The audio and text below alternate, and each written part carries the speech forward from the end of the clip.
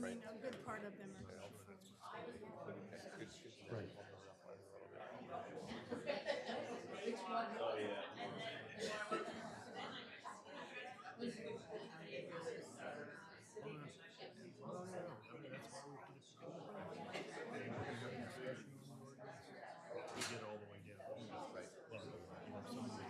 But people are already aware of the professionals. I mean, the idea is that if you have access to an improvement, it shouldn't just be based on some arbitrary portion. I'm going to call this meeting to order with the Pledge of Allegiance, please.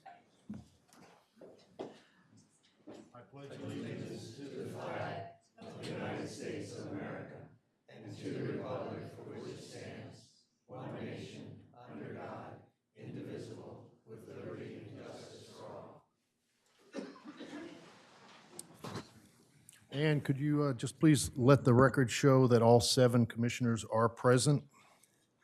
And I don't think there's any correspondence in the jacket. There's no correspondence related to the agenda, Mayor. Thank you.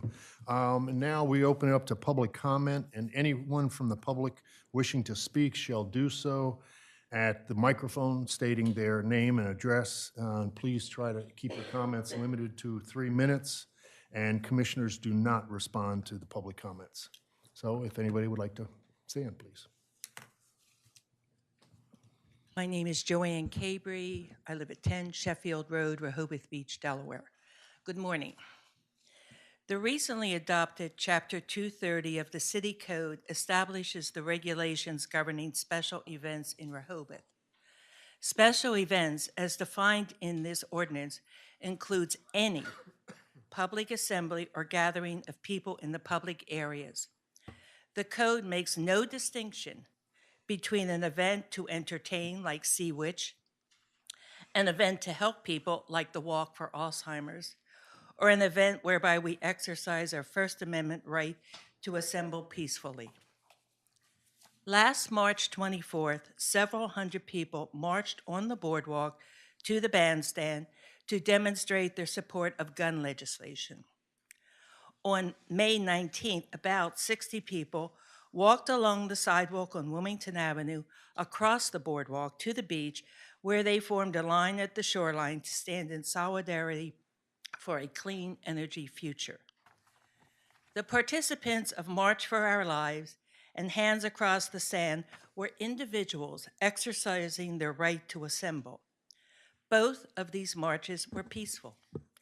Each of these events was organized by a group of local citizens responding to a national call by grassroots organizations to gather on a specific date. Now, that was 2018. Neither of these groups would have been able to obtain a permit in Rehoboth in 2019. In the next few weeks, the current administration is expected to announce plans to allow seismic testing off our coast as early as this spring. Under the current code, residents will not be able to gather in Rehoboth to protest this plan in a timely manner. There is no provision in Chapter 230 to waive any of the fees, the cost, or advance notice requirements for such an event. Commissioners, whether you intended it or not, on October 19th, 2018, you voted for an ordinance that deters citizens from exercising their First Amendment right to assemble in the public places of Rehoboth. I respectfully ask that you make it right by amending Chapter 230. Thank you. Thank you. Thank you. And please, you come up again in your name and address in 3 minutes. If you have something additional to add, that would be very helpful, but if we can avoid saying the exact same things, that might be helpful. Thank you. Thank you very much. Good morning. My name is Don Flood. I live near Lewis. I want to thank the Rehoboth Beach Commissioners for allowing me the opportunity to speak. As a non-resident, I consider that a privilege. But my topic today is not about a privilege granted by the city of Rehoboth. It is about a right guaranteed by the U.S. Constitution. The First Amendment says that Congress shall make no law abridging the freedom of speech or the right of the people to peaceably assemble. That restriction applies to both the U.S. Congress and the Rehoboth Beach Board of Commissioners. But a recent ordinance passed by the board abridges our First Amendment rights. Take the requirement that groups planning a demonstration are required to apply for a permit 8 weeks in advance. We live in an age where issues erupt in an instant on Facebook, where significant new policies are announced on Twitter. 2 months to respond? In today's world, 2 days can be too long. It is a widely accepted principle that justice delayed is justice denied. The same can be said of our First Amendment rights. Free speech delayed is free speech denied.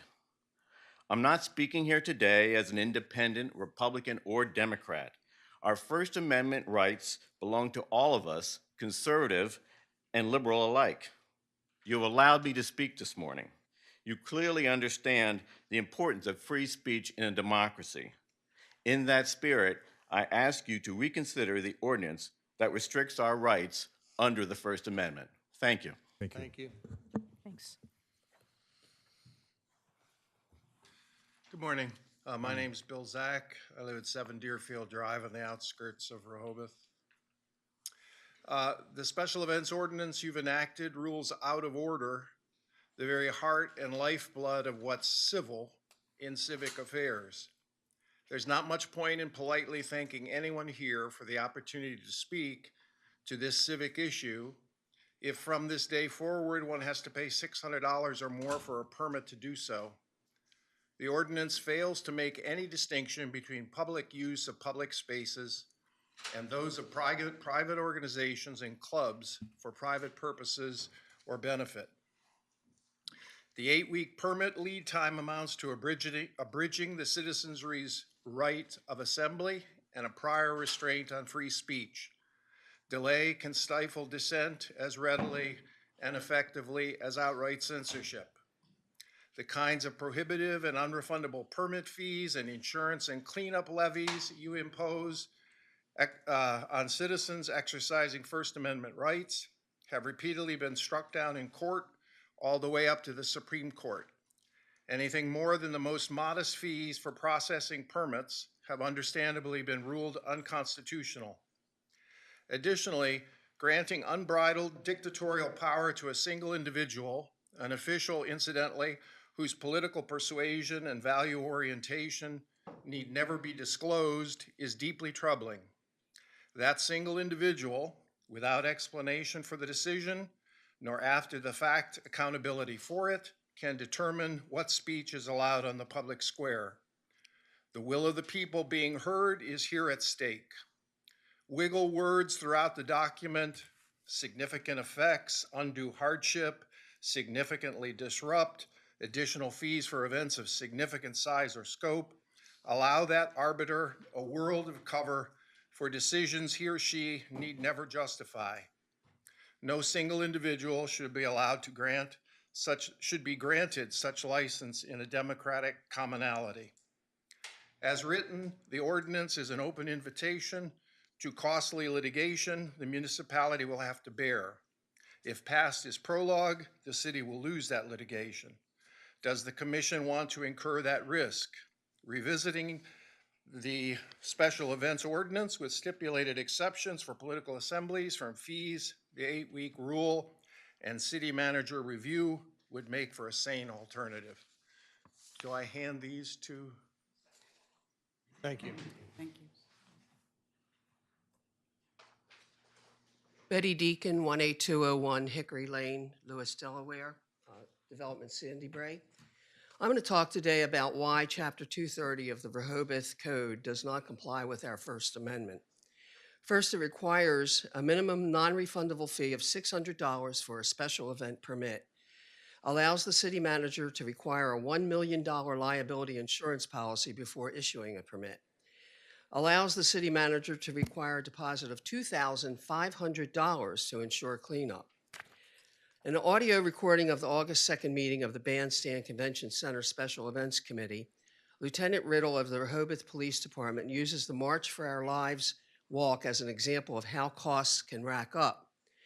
He cites the 25 police officers, tactical and crowd control units on standby, bomb techs, and K9, resulting in an overall cost of $8,000 to $10,000 for a small gathering at a small event.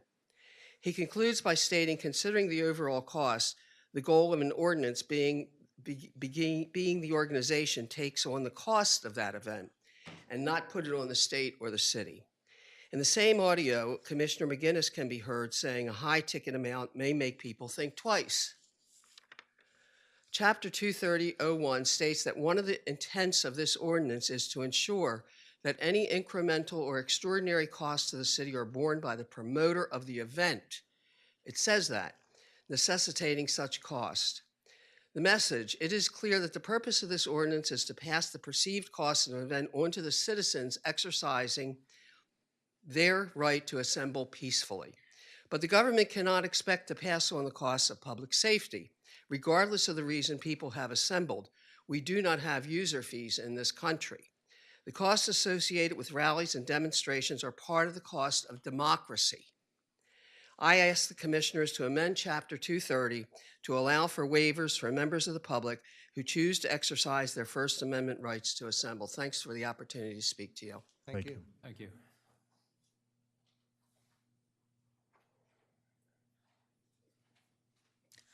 Good morning. My name is Kitt Zach, and I live on the outskirts of Rehoboth. I kindly request the Rehoboth Board of Commissioners to amend Chapter 230 to assure it does not violate our First Amendment rights to assemble.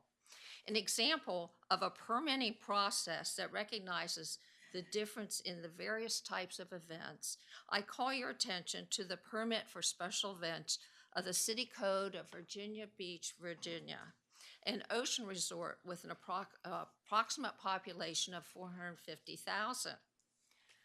Please consider the following three items in their Section 411 code. No fee shall be required to process a permit for a scheduled public gathering not requiring street closure, held for non-commercial purposes in exercise of the right of expressive activity.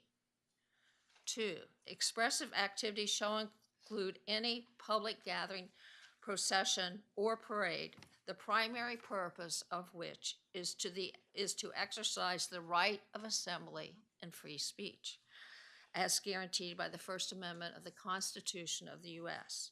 3, the filing deadline may be modified upon demonstration by the applicant in writing that circumstances giving rise to the proposed event did not reasonably allow the applicant to apply for a permit within the time granted.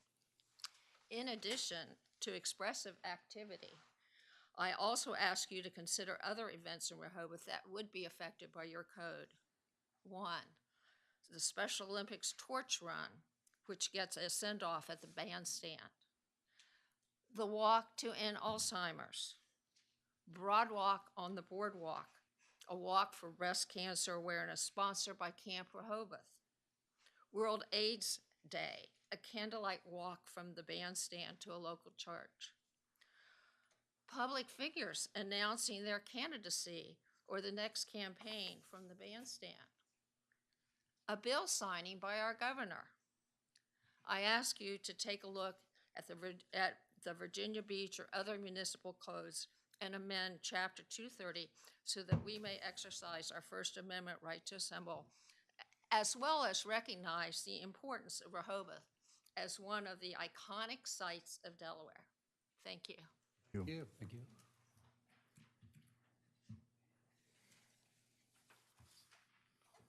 Good morning, Mr. Mayor, Commissioners, Mr. Mandalis.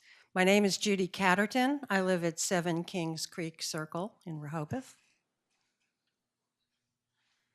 My glasses are not working. I have a written statement that I hoped was a lawyerly analysis of why I think this ordinance is unconstitutional. But I woke up early this morning thinking, how might I, in 3 minutes, convince you that this is a bad ordinance? Bad because it's probably unconstitutional. Bad because it offends the rights of the people of this community to speak their minds. Bad because it sends a sour message to people both within and outside of Rehoboth that their voices are subject to censorship. That's right, censorship. I know that's a strong word, but that's what a prior restraint is. Plus, it's not my word. It's the word that the Supreme Court uses. A rule, a law, an ordinance that discriminates on the basis of content runs afoul of the First Amendment. But this one doesn't say anything about content, you might say. Not on its face. But it does indirectly what it may not constitutionally do directly. Think about it. The application fee alone, let alone the other potential financial requirements, do that. The Boy Scouts of America might have $600 to file for a permit, but a group of loosely organized or not organized at all people who want to meet at the bandstand, walk on the boardwalk to protest offshore drilling would not. This is not a nominal fee, something the Supreme Court's cases require. It's a prohibitive fee.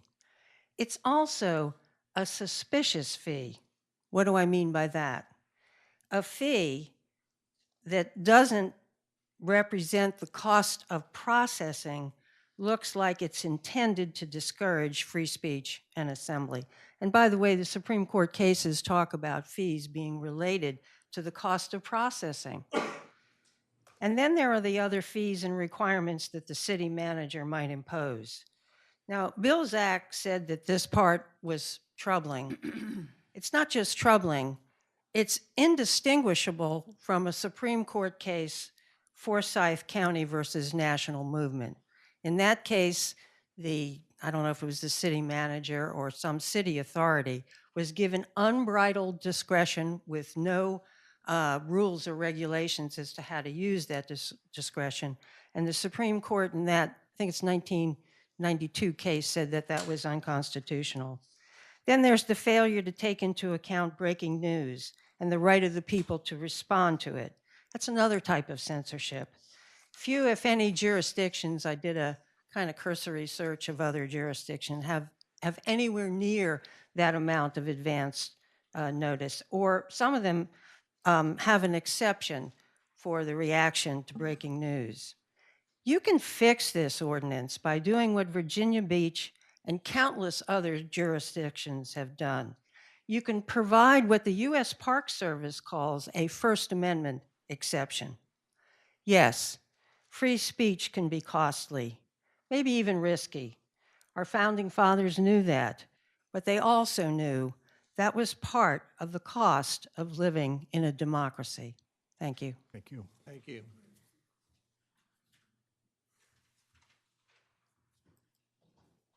Anyone else?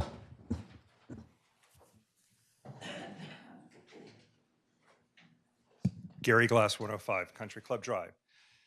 I think the right to free speech is a cornerstone of our free democracy, and it is an important part that we need to hear from the public.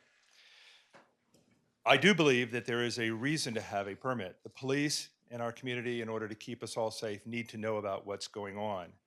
But you can't make that process so restrictive that you inhibit free speech. I'd also like to speak about another issue, 45 and 45.5 Lake Avenue. I do not understand the process of leasing public land that belongs to the city and to every resident of this community to private businesses. It's happening throughout the community.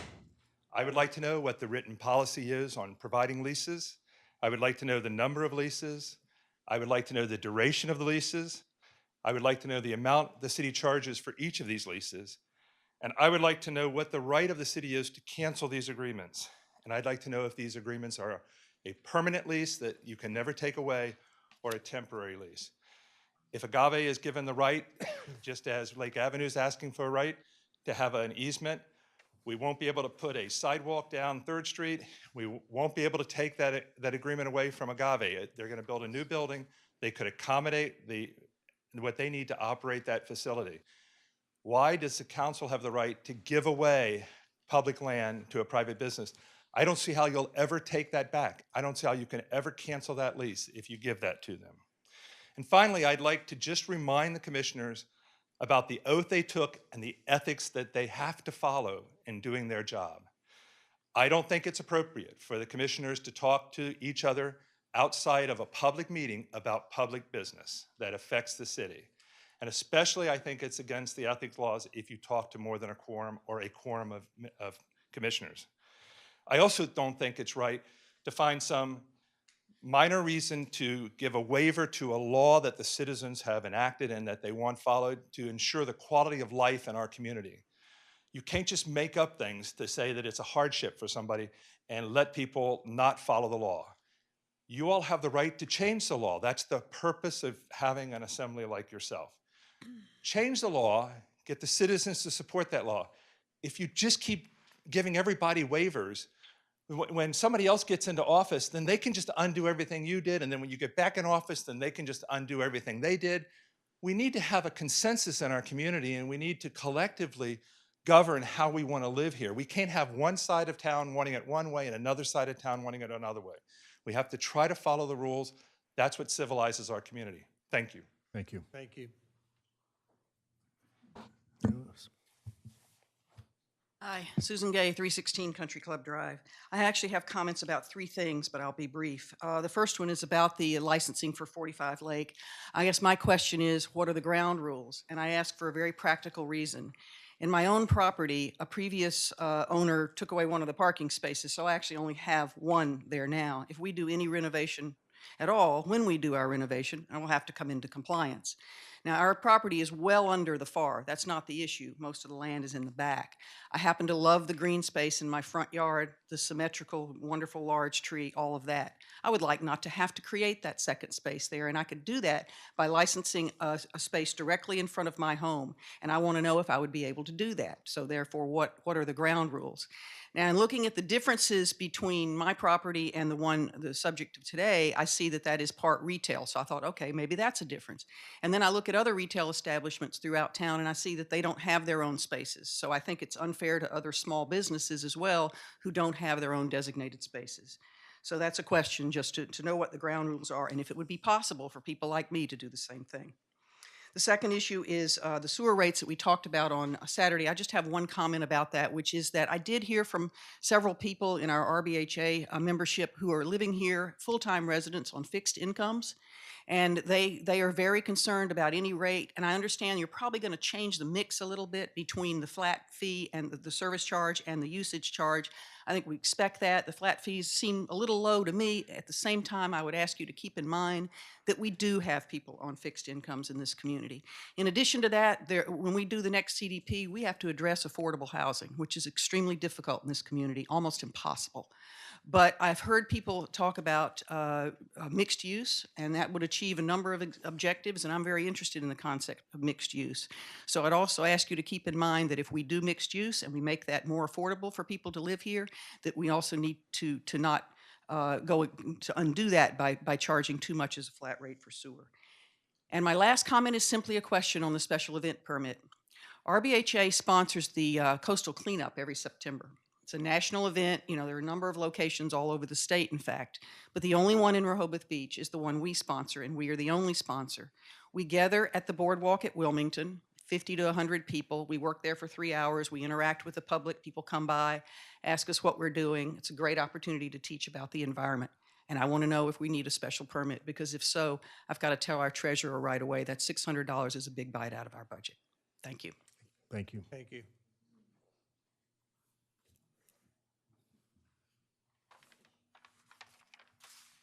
Jan Kana, 42 Oak Avenue, and I'm here to address also the licensure on Lake. I don't understand why it's coming back up again. It's already happened once. The city put in at city expense a curb cut when they redid Lake Avenue so that the people who owned that property would be able to have a driveway. If I put in a curb cut, I don't have curbs, but if I had to, I would have to pay for it. So the curb cut is there. There's room for a driveway there. There's absolutely no rational reason that they need the additional spaces. We would all, as Susan said, we'd all like additional spaces. I'm sure Browseabout would like 4 spaces in front of their store reserved just for them, and they could pay a nominal sum to the city for it. It's grossly inappropriate. It's grossly unfair to everybody else. There's tons of metered and unmetered parking all around that area, all the way down Oak Avenue, all around by the motel, behind City Hall. Lake Drive has metered parking. It should not be given a license. Thank you. Thank you. Thank you.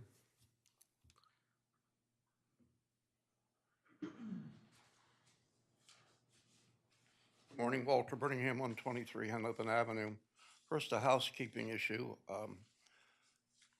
The doors to this chamber need to be modified, so today, and I tried to help people, and I forgot about the fact that, and you folks don't do it from up front here because you have your own door, but the locking arrangement here is ridiculous. People go up and grab the door handle and it's locked. There ought to be a sign up there that says pull or unlock the latches so the doors work normally so people don't think, why can't I get in? The second item that I would ask for consideration for the future, it happens quite often, not intentionally, but if you're not going to put enough agendas outside that people that have downloaded it a week or so earlier when you put it out, and I know there's a lot of thought go into it, and I had some frustrations and aggravations on Saturday, and you read a statement, the purpose of the meeting. It was not the purpose of the meeting, and I know some of that, I got into it, but the purpose of the meeting today, we are operating, not today, this is what should have happened on Saturday was, we're operating under an amended agenda, and it is this, so we can include talking about the whole wastewater treatment plant, and so that people know that they can legally talk about it. Good intent to get an agenda out, and it's appreciated, but when you bypass the table out there, because you already have an agenda and you don't think you need to take one, the chair should attempt to let people know there is an amended agenda and why. The last item I'd like to very briefly speak about is agave. And the building inspector did a very good job in his requirements, in the requirements of giving a black and white report on a certificate of compliance. Apparently it went through the process, but I think the process should change because the presentation, and I spoke with him about it, and I respect him, and I think he does a good job, but he has to make the presentation according to policy. I think the policy ought to change. It should be mandatory, and that a certificate of compliance, especially for a new building, and or modifications should have to go to the fire marshal's office first. And I attempted to intervene. I don't know what happened.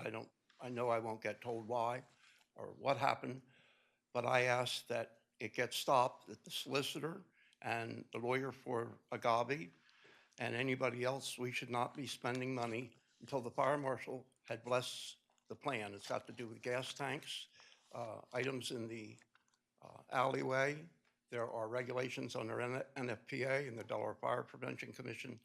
And everything that happened the other day should not have happened until it went to the fire marshal's office and came down with a list of requirements called a fire marshal's letter, at which point then the plans, because as of, I guess it was Friday, there were still no plans, schematics for the building having been offered to the city of Rehoboth Beach, if I understand it correctly, other than a floor plan for the certificate of compliance. Thank you very much. Thank you. Hi, Sturgis Dodge, 512 Newcastle Street. I'm not sure of all of the issues with the proposed, I'm not sure what the legal term is for 45 and 45 and a half lake. But the one thing that I have a concern about, and I remember from the first sort of hearing about this, is that if the person that owns the property uses the curb cut to get his parking place, it's going to entail the removal of a mature shade tree there. So I never like to see that happen. Thank you. Thank you. Thank you. Anyone else? Okay, well, that's the end of the public comment. We're going to move right into the city manager's report. Thank you, Mayor. Good morning. The AT&T antennas, all 5 of them have now been erected. The contractor just has some remaining restoration to do on the sites. Martin Luther King Jr.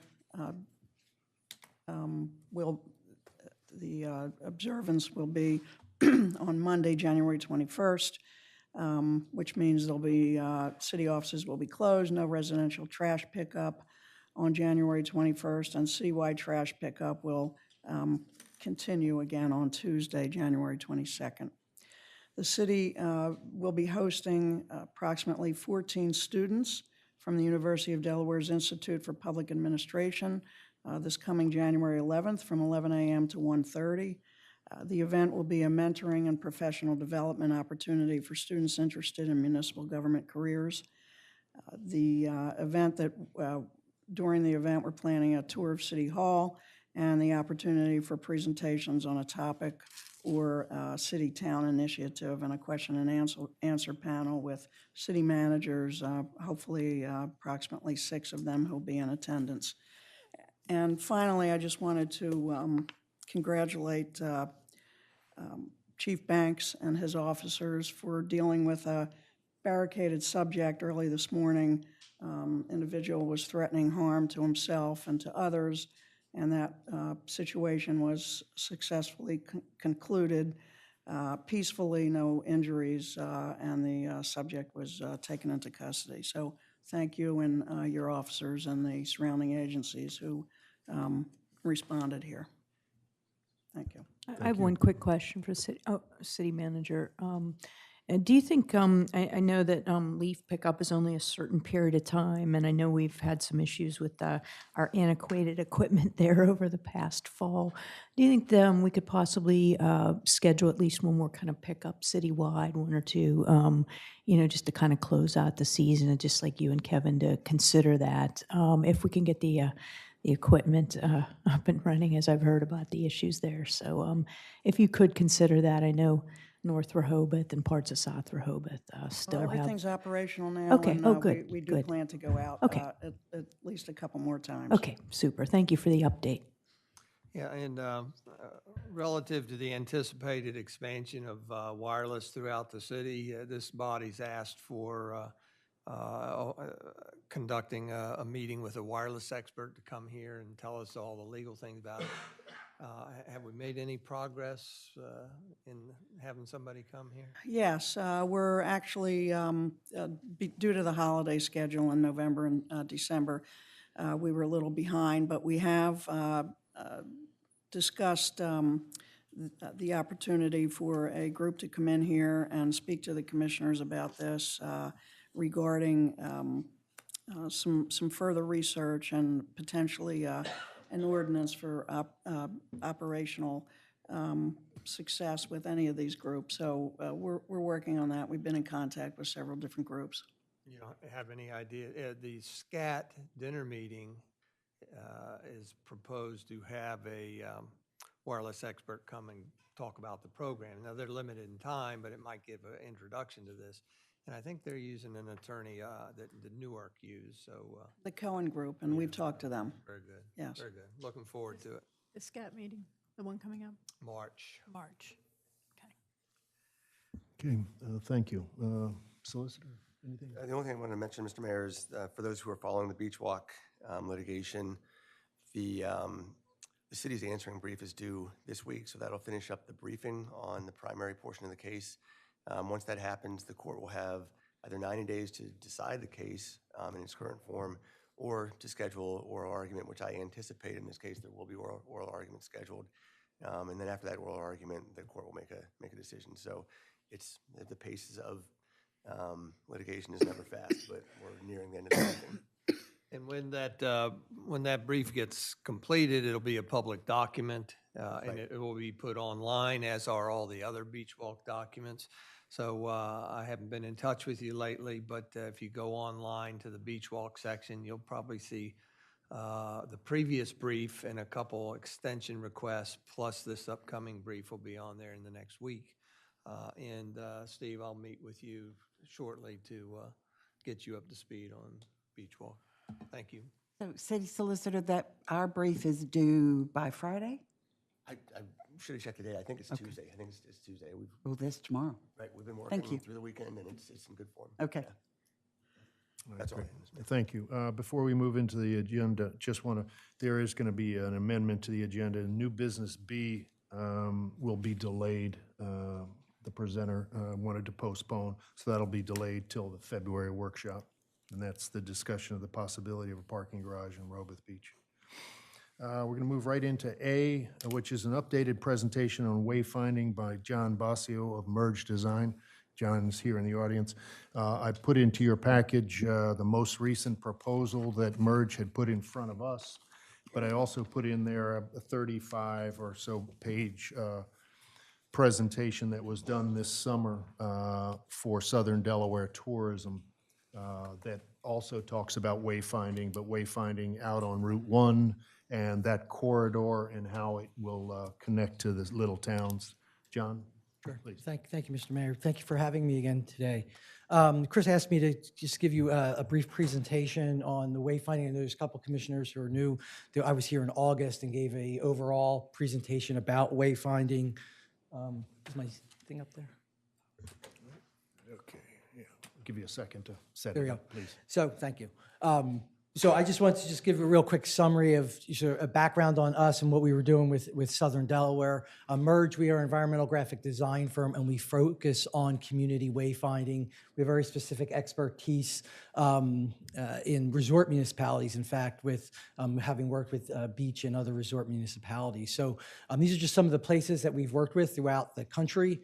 And we've been working with Southern Delaware on a wayfinding program. I also just want to show you, we just completed the pilot program in Northern Delaware for Newcastle County outside of Wilmington. This goes through outside Wilmington on Route 52 for the Hagley Museum and New Moors and those sort of destinations. It's going to continue up into Pennsylvania as well as the Brandywine Valley wayfinding program. So this is the type of signage that we're talking about that would bring you along Route 1 as part of the Sussex County project, but then into Rehoboth. So it sort of gives you an idea of what we're talking about.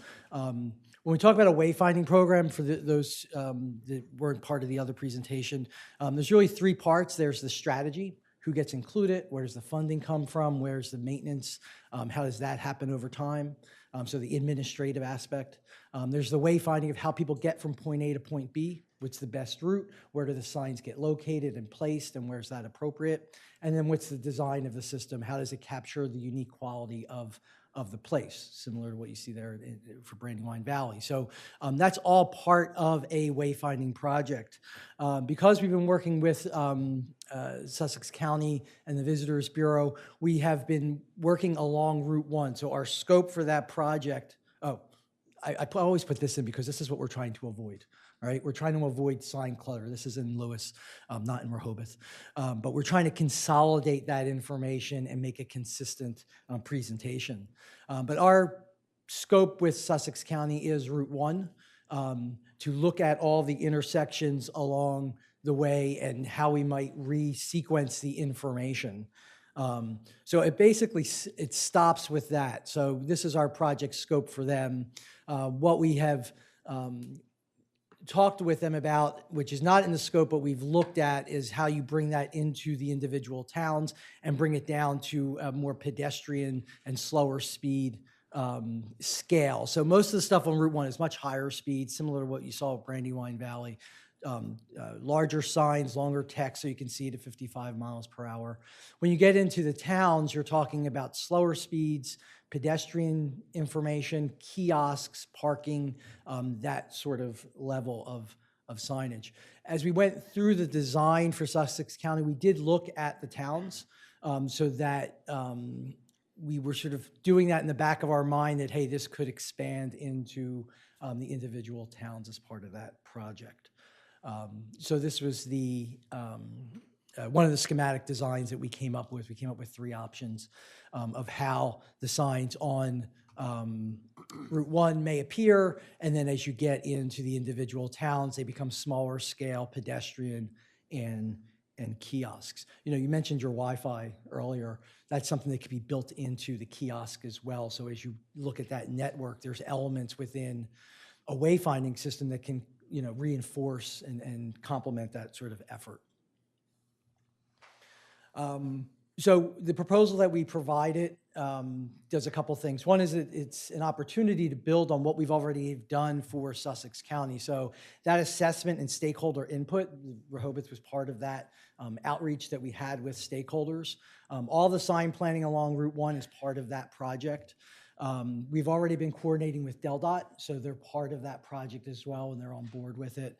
And we have already started the schematic design options. So a lot of that work is being done as part of that project. If we were to do Rehoboth by itself, all of that would have to be done within your context. Our proposal builds on that, so it looks at doing the sign planning for signs that are located in Rehoboth. The design development to take those schematic designs and get them a little bit more focused on your community and to have you part of that process at a deeper level. And then to document those signs so that those sign types can go out of bid. Now, the documentation for the larger scale signs are already part of that other project. And then the other thing we've talked about, that I talked about with Chris, is how do you sort of phase this in? What you would look to do is work more towards the inside out. So you may look at, in downtown, directing people to parking, identifying parking opportunities, pedestrian signs and information kiosks as sort of a first phase, moving out to vehicular signs that would then connect to the Route 1 project. And then you could also consider gateways as well. So typically when you implement a wayfinding project, in that installation, you sort of go inside out, so you're not leaving anybody off as they come in. And that's what the proposal represents. So with that, I'll take any questions. I have several questions, Sure. if you could help me out. When I look at the first 3 tasks that are in your letter, and I get to task 3, and then I look at the compensation, I look at the compensation piece. Are all the tasks under task 3 included in the $8,000? Yes. Okay. Yes. Great. Also, did I miss each task's time frame of how long each task takes? Task 1, task 2, task 3? Because what I'm really trying to ask the bottom line. If we want our signage up, and Mayor, correct me if I'm wrong, if we want our signage up prior to this season beginning just roughly May 1st, right, is this feasible? The lead time for signage is much longer than that. So by May 1st, that would be really difficult. We would have to, I would say maybe July. You're probably looking at a 3 to 4 months lead time, just after we do our work, right? Just the lead time to order signage and get it in the ground is 3 to 4 months. So our work for this scale is probably 6 to 8 weeks. So you're right, sort of in that world. And that's why we were trying to get started sooner rather than waiting longer.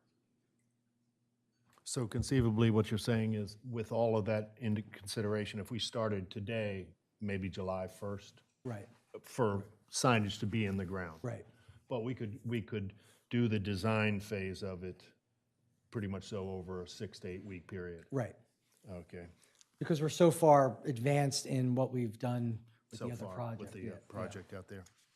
Yeah, what I liked about it is this kind of leads right into what we've been talking about, whether it's with the parking committee or the streets and transportation committee or even the boardwalk committee, that having all of these types of directional signs, again, we're looking at parking and we're changing parking a lot. And one of the things that we've talked about has been, how do we make it easier on the resident and the visitor to get around, and for the visitor to find a better parking space rather than just going downtown and parking in front of the shops when they want to go to the beach. We can, tell them, here, beach parking is this way, and downtown parking is this way, and residential parking is that way. And I think that would be helpful. And then also from the street and transportation, we've had a lot of information flow about bike paths and, sharrows, and making it a more friendly, safe place to ride your bicycle. And then the same on the boardwalk, being able to tell people which direction to go, where the restrooms are. And I think, we've got a lot of signs in Rehoboth, and I'd love to see them all being taken down and design how to put fewer up, and so that we don't look like that photograph that they showed about Lewis. Because over time, as you add things, the signs just get added. Yeah, versus- ultimately, you'll have a guideline for this. So over time, when you're ready to put other things up, you have a standard for it, and it's not just sort of a haphazard approach to it. Yeah, and, you know, a number of things that have been asked for, whether it's from Street and Transportation or even Boardwalk, has been these kiosks, you know, and I think there's probably 3 to 5 places around town that it might make sense to have a kiosk, whether it's down at the bandstand or at Grove Park, right outside of town, whatever, to direct people. So I think, you know, if we can start the process, I think that would be very helpful, to maybe get 1 or 2 members of each of those 3 committees together to work with Merge on some kind of a design, because obviously they've already got some kind of ideas on Route 1, and we can just add on that. And I think we're very fortunate that they've already spent a lot of time and money on Route 1, that we can just piggyback this. So, you know, one of the things that we'd like to be able to do is, obviously, we've got our budget that starts April 1st, but if we could find some monies within contingency fees or whatever to start the process sooner, then we can get into the ground sooner rather than later. But, Where are we, Mayor, with, I'm sorry, I apologize. Where are we now, Sharon, with our budget? I mean, how are we looking relative to the forecast for the remainder of the year? Are there contingencies? It looks like about $13K to get this design done. Where are we with our budget and projections right now? I mean, are we on track? Are we under, over? What, in terms of projections, where are we? For the current fiscal year? Yes. Yeah, those are indicated in the reports I send Yes. out, monthly reports, and we're right where we need to be. Okay. So then the follow-on to that, is there 13K per what the mayor just said to kind of get the design going on this now? So you'll see that later today in the budget discussions on the capital improvement plan, specifically Merge, is in the budget. For next year? Yes. But what about now, if we wanted to get this started now so it's ready for the, or at least for some portion of the summer season? That funding is not in the budget. Whether or not we could do that would be, I'd have to take a look at that. Okay. Is that something we should take a look at? I'm just asking the other commissioners. It just seems like a pretty vital part of Well, or do you think we indicated should it- wait, or what do you think? I indicated at the last meeting that this kind of excited me. I thought it was good, especially because it can integrate with what's Lewis and particularly Route 1 are doing. However, I also believe that, I've been pushing for years to do improvements on Wilmington and Baltimore Avenues. And I think somehow I would prefer that gets going so that we integrate our signs with that rather than put signs up and then have to take them down and redo them. So that's one concern for me. The other is, forgive me, but I believe we keep looking at these new projects and all get excited about them. And I agree, I'm excited about this one. But we haven't had those conversations on what are our priorities and what rises to the top of our budget. And does this fit in at this time? I would like it to, but I also recognize that for me, I have other priorities that have been presented to the commissioners via the boardwalk committee, for instance, stuff like that. So before I give my blessing at this meeting, I need to have some discussion at the budget meeting about all our priorities and where we're going with all these. Well, I think what's problematic for me is, and I could swear that I've asked this on several occasions, and that's why I thought our intent was to get these signs in before the season began. And now to hear, I think what I'm hearing, the bottom line is, we don't have the money to do that. And that's very disturbing to me, because this contract that's in front of us, and this is another question for you, John, is it only goes through task 3. Mm-hmm. So funding for tasks 4 and 5, could you roughly tell me what those would be? Because if the first three tasks would run about 30 grand, what are 4 and 5? Right, 4 and 5 is probably around $8,000. What you don't have in here is the cost for the signs themselves. So Right. we don't build or install signs. We're Right. designers and planners. And you've been very clear about that, Yeah. and smartly so. Yeah. So, but as we go through this and we do the programming, then we'll know how many signs, what types, and we'll be giving you a budget Right. based on our, Right. past experience. Okay, so am I really to understand that no matter what the cost or what portions of this we might want to launch immediately, we don't have the money for it? It's not in the budget. Not next year's budget. We don't have the money for that right now. If you know, it was not budgeted for this fiscal year. It would take a matter of reallocating funds from something else. Or taking out of the contingency. Again, need to take a look at that. If to Commissioner Sharp's and Commissioner Mills' point, I mean, if you're saying even to get through phase 3, just to get through phase 3 is not till July 1st. I mean, I am kind of with Commissioner No, I Mills. was saying July 1st would be 6 to 8 weeks from when we start. So Yeah, just your part of it. Just our part. Not the actual Right. purchasing You have of to the go through- signs or you installation. have to go through that Yeah. part Okay.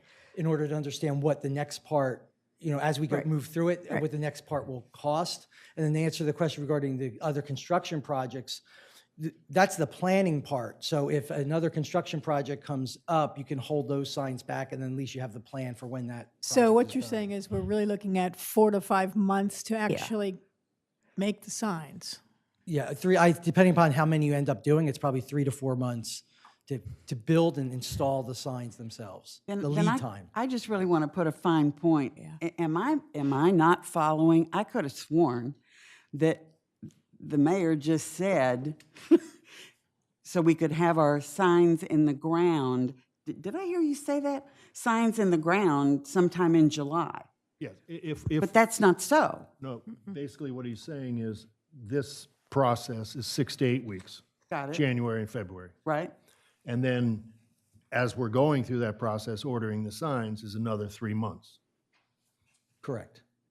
So we could get the signs in the ground by July. If you had the budget for Yeah, that if we implementation. started All right. today in this process, we're talking July. Well, yeah, and when I use my math for January and February doing the work, then plus 3 months, looks like a May, June timeframe. Maybe that's just being, Yeah, Yeah.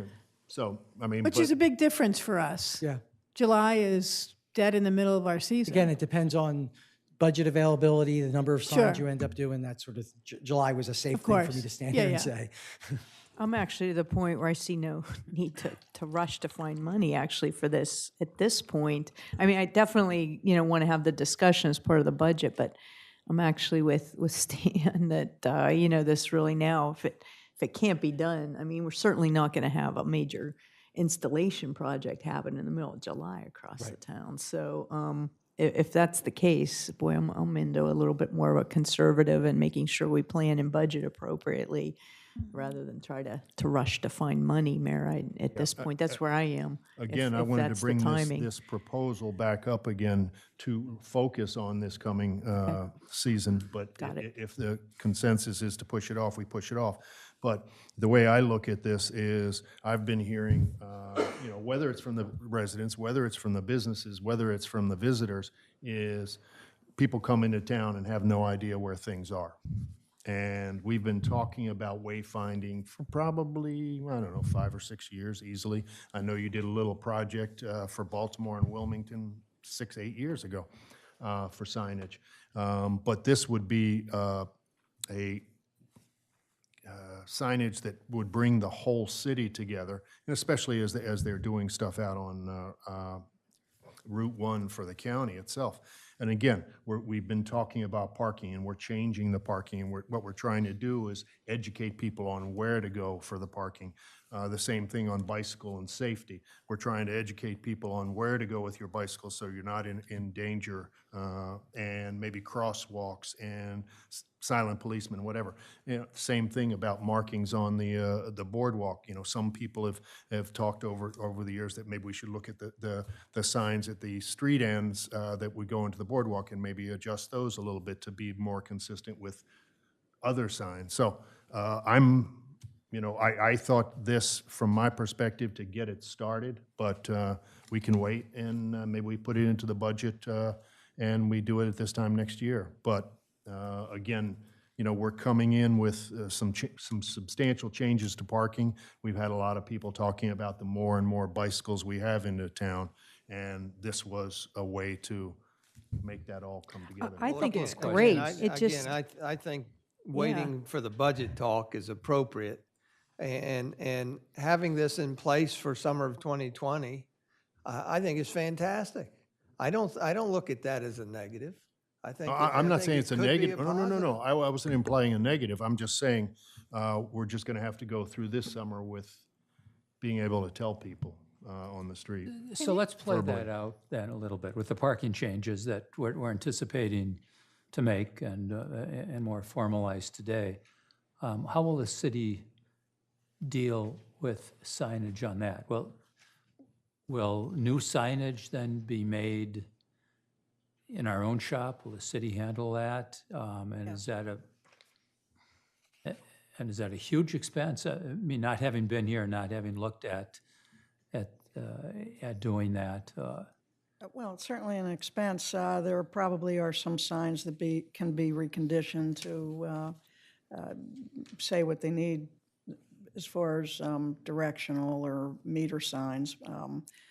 That's done quite a bit, but as far as wayfinding, we don't have obviously the ability to do that. So once we get into doing the implementation of whatever we decide to do with merge, that'll be contracted out, that actual.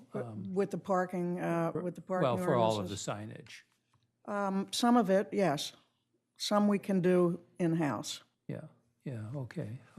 What is the date for the Route 1 completion? That's what I want to know. We do not have a date yet. It's been a little bit of a holding pattern, so you're not missing anything with what they're doing at the moment.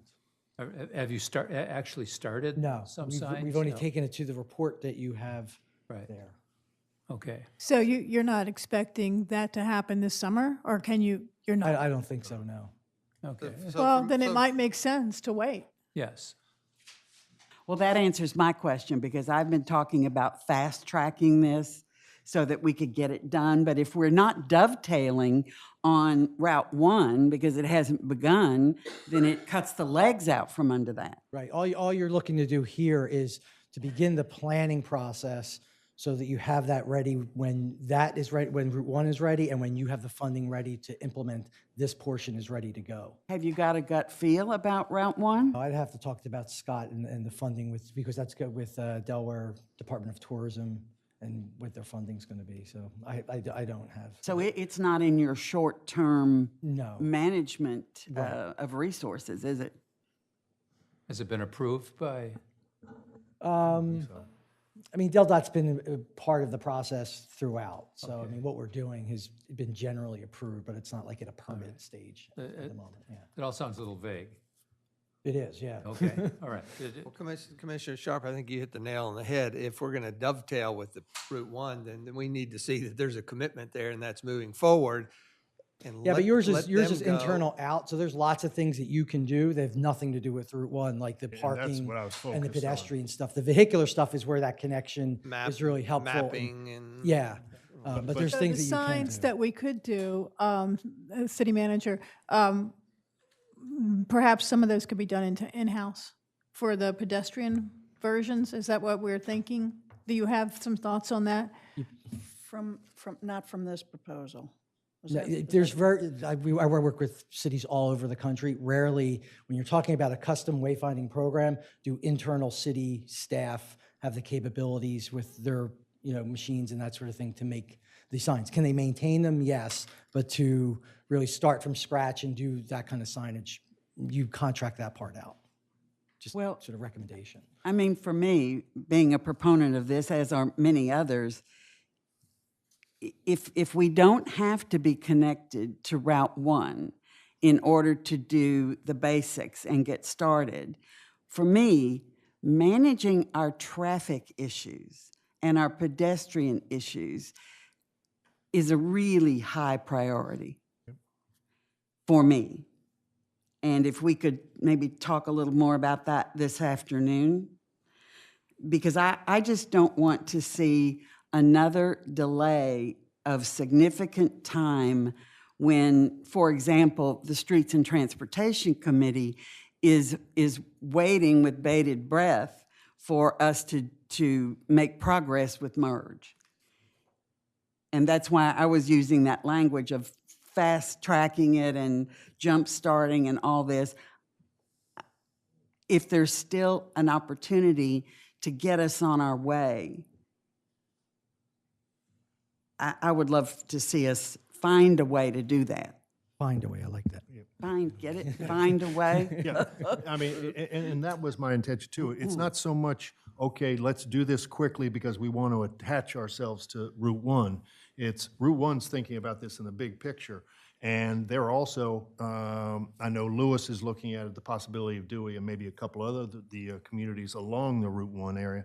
But I was thinking more than from our perspective specifically, what you just said, the things that we've been asked to look into sooner rather than later, and so that we could start the process, and then as we need to connect with Route 1, we've already started it. Not necessarily designed our signs, and then we're waiting for Route 1 and see if they merge, but to put together the signs that we need, maybe the infrastructure, if you will, of what we want to do, whether it's with bicycle signs or parking signs or something like that. So.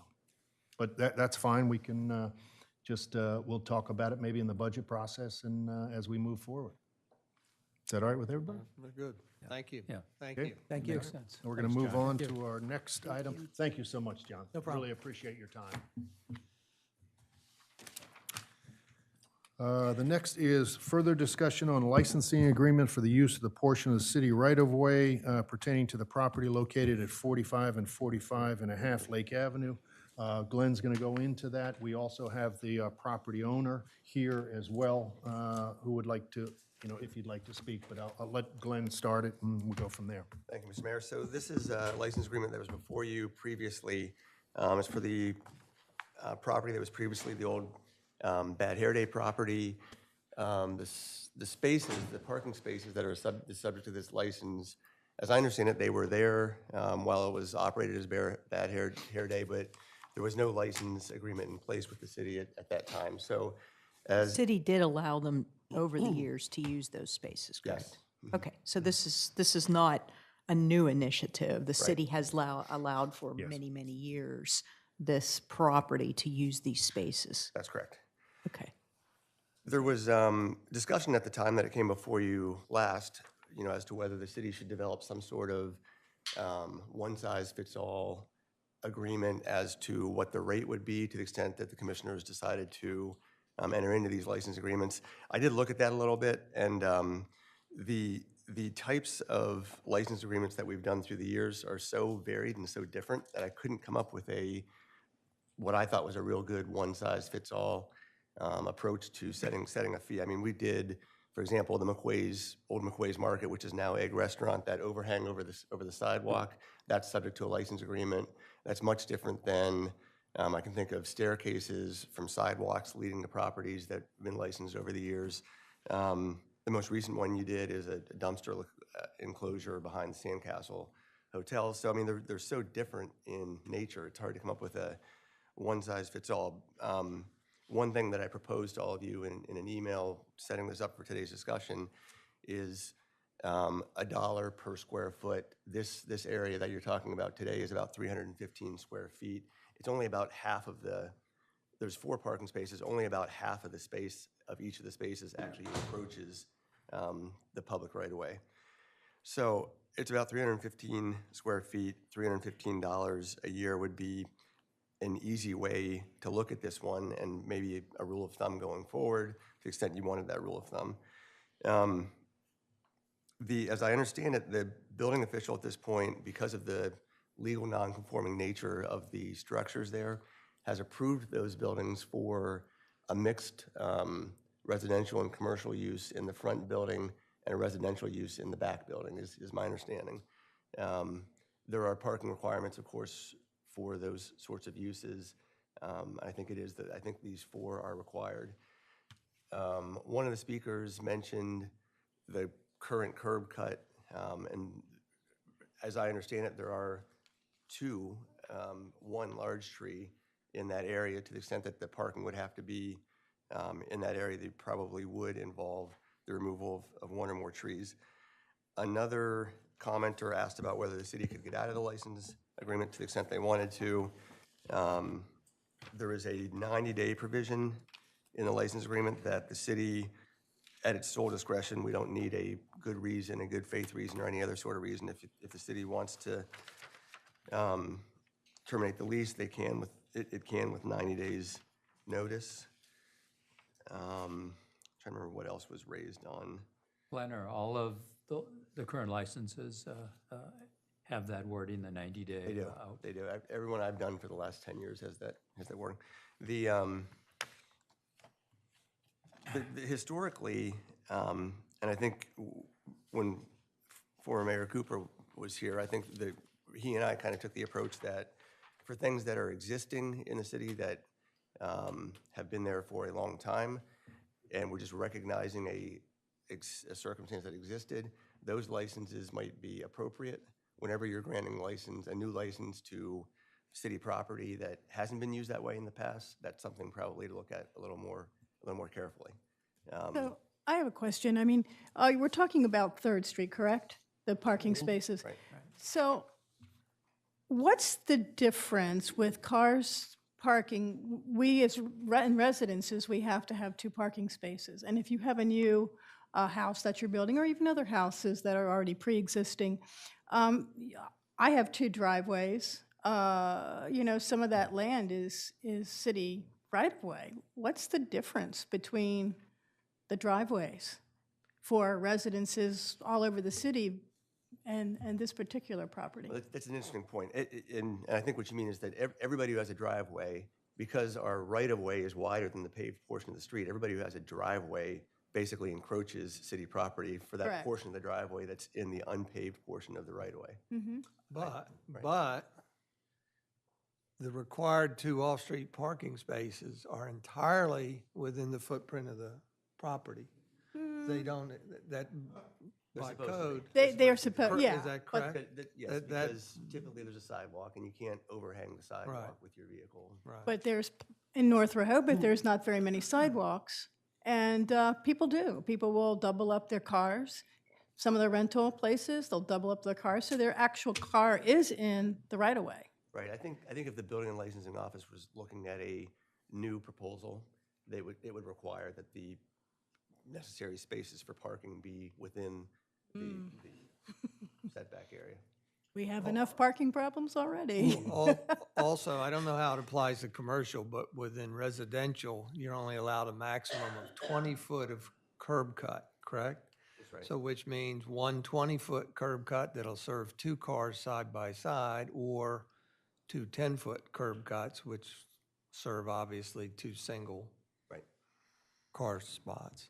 So I don't know how that applies here, but. Yeah, it just seems to me we almost don't need this. Don't need the licensing The agreement? licensing agreement. I mean, it seems similar to so many parking spaces I see around town, particularly in North Rehoboth. Well, I don't know that I agree. I guess, as I said before, I was not for it again. And one of the reasons is that there's an alternative driveway, okay, that the city paid for and put in a curb cut there. So I would say that if you all agree to a license agreement, then they're not going to use that driveway, then they need to, in my opinion, they need to pay to have that curb cut taken out and restored to its proper grade there. When I attended the IPA, Institute for Public Administration courses, which you've taken, we've taken them together. One of the concepts in zoning, and I think it applies to other things, is that things that are grandfathered come into conformity at some point. That's the goal, to try to clean everything up. And that's pretty much how I'm viewing this. I am cautious about, and again, because the alternate driveway should help them come into compliance. One of my concerns that I expressed again before, I'm being fairly consistent, is that if we ever wanted to put a sidewalk in there, because the sidewalk now terminates at Lake Avenue at the corner there, if we wanted to put a sidewalk in there, then they would not be able to use those parking spaces again. So I think it would probably behoove them to get a license agreement to do that. However, I'm not sure I'm receptive to doing that, because I believe that fully that if we put a license agreement in there and approve it, that we will then never put in a sidewalk. Well, right now, the way the ordinance reads is, I believe there's got to be agreement of people, some percentage of people on the street to want a sidewalk before it could possibly be put in. I mean, that could happen, but that street is, you have Gerard, what part is 3rd Street? Not many houses there. Yeah, and I think, Pat, you make good comments that obviously other places around town, there are people utilizing the right-of-way without agreements. And I think this is a good way to start as we move forward, because this is unusual in that, that did not have a license before. They're willing to have a license now. We have that 90 days, so if we want to put in sidewalks, we just say, hey, we're going to put sidewalks in here in 90 days, and they're going to have to do something else. There is a fee, which I think is a very reasonable fee given the circumstances of, $1 per square foot. That makes sense. Whereas we have licensing agreements all over town, and most of them are nominal rates. But I think this is an unusual situation because it's been that way for a while, but we do have the right to pull it away if need be. And at that point in time, the property owner, if we wanted to put sidewalks there, then the property owner would have to go to the west side of the house where there is a cut. Unfortunately, there are two good-sized trees right there. And if this is an easy way to utilize space that's not being used, and establish a license agreement that we can work to go forward, because as the solicitor says, it's not one size fits all, but we're going to have licensing agreements that may come up over time. And it's not necessarily to say someone out in front of their house, let me have a licensing agreement to have a parking space. I think each one's going to be a little bit different. But again, there are many spaces, many cars that are parked in city right-of-ways all over town, and we don't have licensing agreements. Maybe that's something, as properties change hands, we look into, but I don't think anybody's bringing that to the table. So, I think this is a good way to work out this situation specifically now. And again, the 90 days, I think, helps a lot. And the sacrifice, if I'm following this correctly, would be possibly 2 more trees? If you look at that property, there is on that west side is one big one within, 10 feet of the street. And then there's, I think, at least one more as you go further back. Because in order for them to fit this from our code perspective, I think they'd have to have the driveway for 4 cars, because there's 2 residential. In the interest of full disclosure, my wife and I live right next door to this property, 45 and 45 and a half Lake Avenue. And what's been discussed is absolutely correct. Where the city has made available an area where a driveway could be placed, 2 huge pine trees would have to be cut down and removed. And we live in the pines, so I'm kind of not in favor of cutting down more trees. The other thing I'd like to mention is that I have no relationship with the current owner of the property, and I'm as curious as the rest of you as what's going to happen here. And so I really enjoy this conversation, but I also am leaning toward the fact that there's already, for whatever reason, there's already the spots there that were used by the previous renter or whatever. And so it doesn't make sense to try to do something unusual. And if the alternative is to take out 2 big pine trees, that probably isn't the way that most people would want to go. So I think that although we don't want to set a precedent for allowing people to enter into these agreements just kind of on a random basis, I think this is an unusual situation that warrants pretty unusual treatment. Well, So just to be, go oh, ahead, I'm go sorry, ahead. Steve. I just want to be absolutely clear. So all we're trying to do here is codify an agreement that's already been in place with the city for, I don't know, 10 years? Yeah, I don't know. I Is don't know, that- Commissioner, is that whether- correct? I don't know whether it's I fair to just say that wanna there's understand been this. an agreement. I know the city hasn't enforced or caused them to remove those. Right. So I don't know if the So they've former been ci- allowed to use it, the Yes. city has allowed them to use it, so they're basically, they've been grandfathered in. This license would recognize how the spaces were formerly used. That's right. Okay. Well, I've been resistant, and I'm still No, going to be a little please. resistant. But one of the things that I believe is when it comes to a fair fee for the use of space needs to be discussed. But I think it needs to be discussed on a separate agenda item. I don't think we should be holding them hostage to that. Great. And I'd like to see that on one of the next workshop agendas because we've now procrastinated a little bit on that. And also, I recall that former city commissioner Kathy McGinnis had asked for, I believe, a list of all the licenses so that we can use them for comparisons or something. You know, I think it's got to be a separate discussion, but for instance, here, $1 a square foot, is that really fair? You pull up the assessment and you look at what the assessment uses, and it's $150 a square foot. And that's quite a bit different. So again, I'm not going to get into it, but I think for a future discussion, it is merited. So without a license agreement, they can use the spaces on 3rd Street, just as Bad Hair Day has used them. Are we saying that? No, Glenn indicated that Dom said that they need to have legal parking spaces to be able to put residences in, and therefore to be legal, they need to have a license agreement to be able to obtain the 4 9 by 18 spaces. Is that correct? I think that's accurate, yep. Yeah. You're saying that's the since the reason it's come. use has changed, Dom has made the decision that since the use of the property has changed, it prompts them to do something different with the use of the spaces. Is that what you're saying?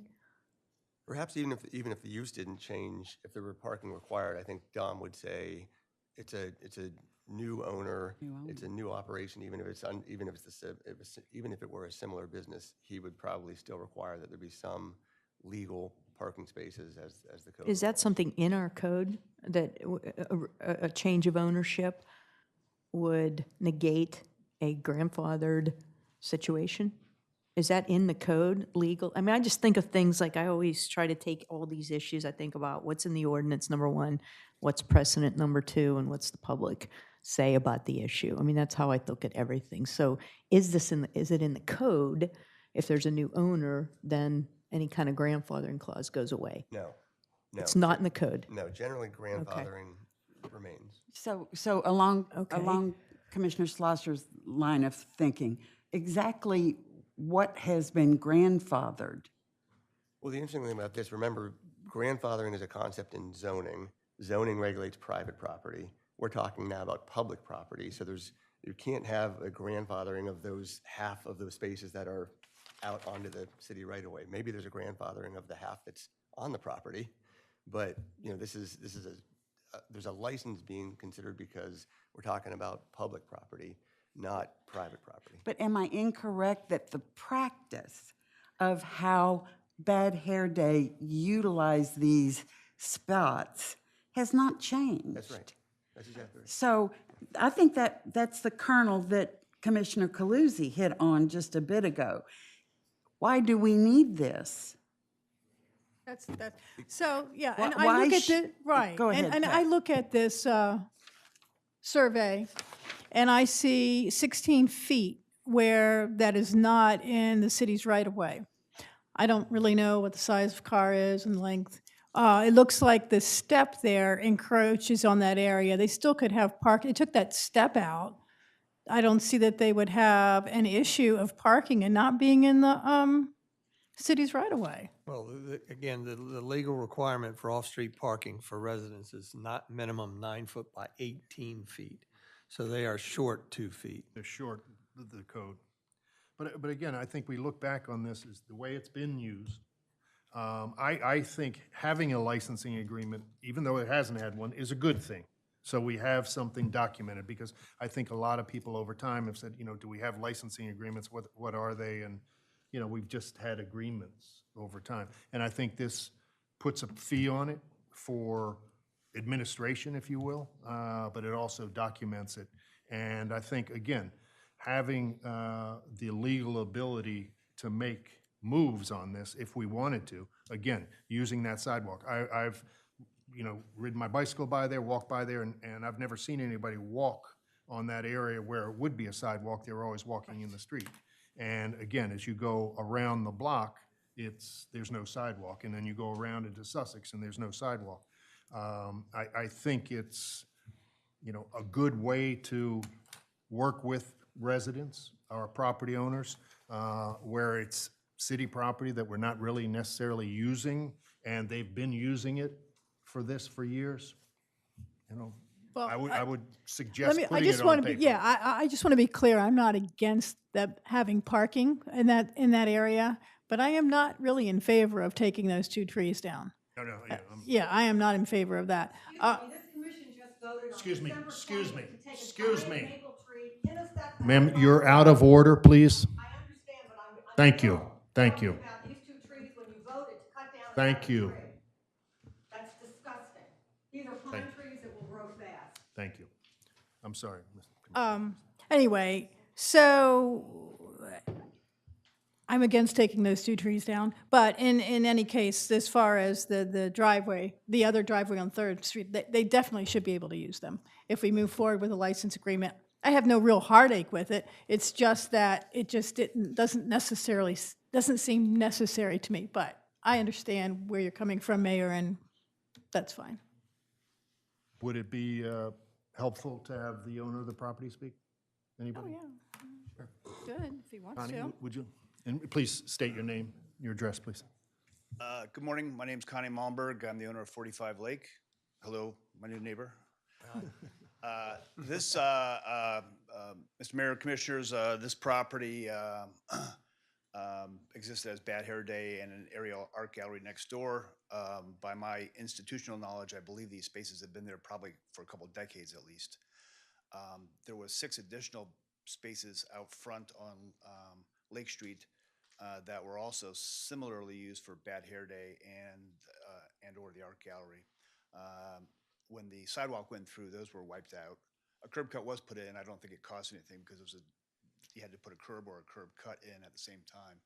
But I'm glad to pay the difference if that's a major issue. There's 4 available spaces alongside my neighbor's property. They would be inline spaces. They would require moving some air conditioning and other utility equipment and probably elevating them in not a very aesthetic way. The existing spaces are all well within what would be a curb cut. I mean, although it is technically they hang on to the city's property within the right-of-way, it's the right-of-way, not the carriageway or the streetway, because the rights-of-way, as I think probably everyone understands, is much wider than the streets. So the license agreement, and I am mindful of the comments that I've made, including the concern about being able to put a sidewalk in and those things like that. The license agreement is cancelable on 90 days notice. So if the city, for planning purposes, decides to terminate this license agreement and I have to move the parking to the west side of the property, it would require eliminating about a 24-inch pine tree and about a 20-inch pine tree along there to put in those parking spaces, and it's not very usable parking, although it would qualify under the city's requirements. You'd have to back out 4 cars to get the last car out at any particular time. So it's a very practical request.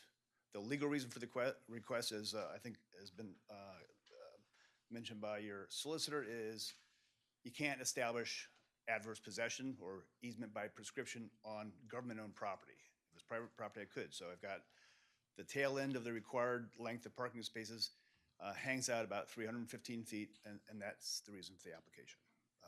Kind of as simple as that. So I can't get a C of O until the issue's resolved. It's been kicking around since about last summer, I think. So I'm hoping to at least get a decision which way to go.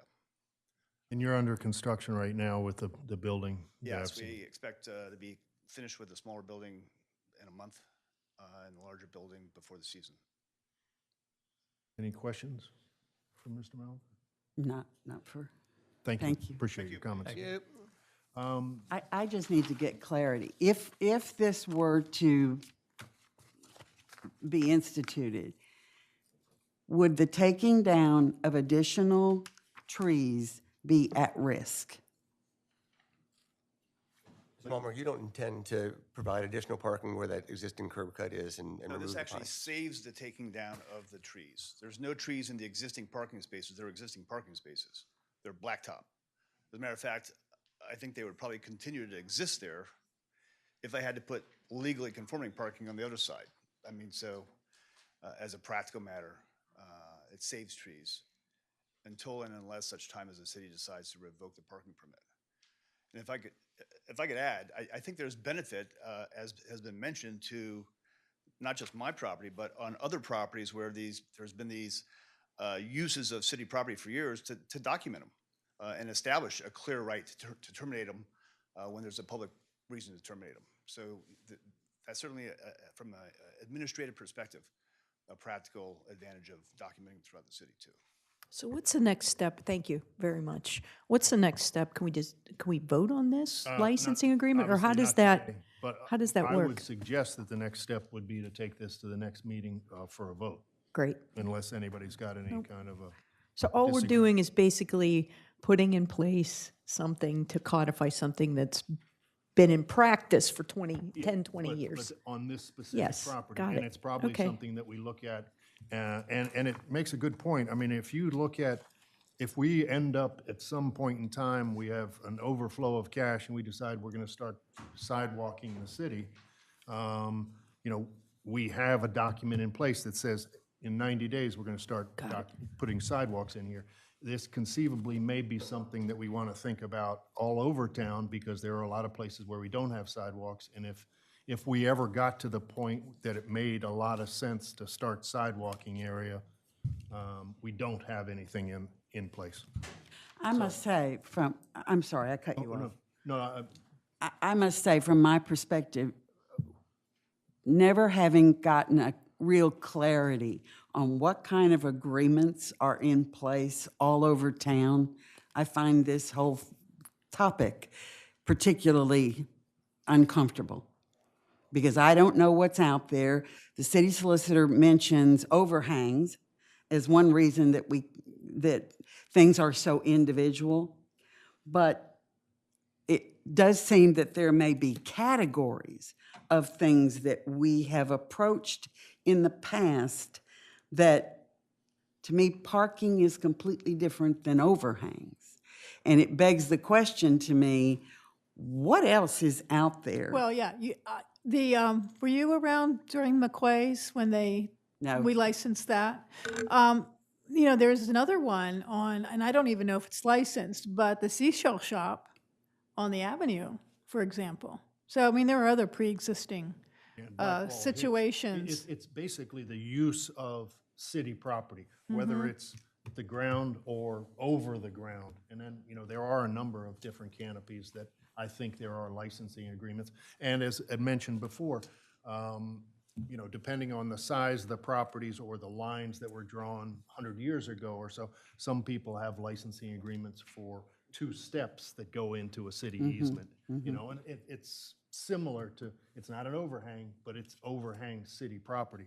In essence, this is kind of 2 or 3 feet of required parking space is overhanging, you know, city right Seems to me this discussion begs for a focused discussion in the future, going back to, Tony, what you've said, what Commissioner Mills asked for and discussed a little while ago, to really take a look at the comprehensive list of what the city is currently doing, and then to review the fee structure and have a discussion around what is a fair fee structure. So fair across the board, and an understanding of where we're going. So we're not just kind of picking one of these at a time without relationship to what we've done. Well, we don't, in the I don't past. really want to hold them up from getting their Oh, CO. I'm That's not- my Yeah. issue. And I I'm mean, not that's- suggesting that at Okay. all. I am suggesting that we do take a vote on this I mean- in the very near future. Yeah, I will put this In on order to support the the property schedule owner for the here, yeah. next voting meeting.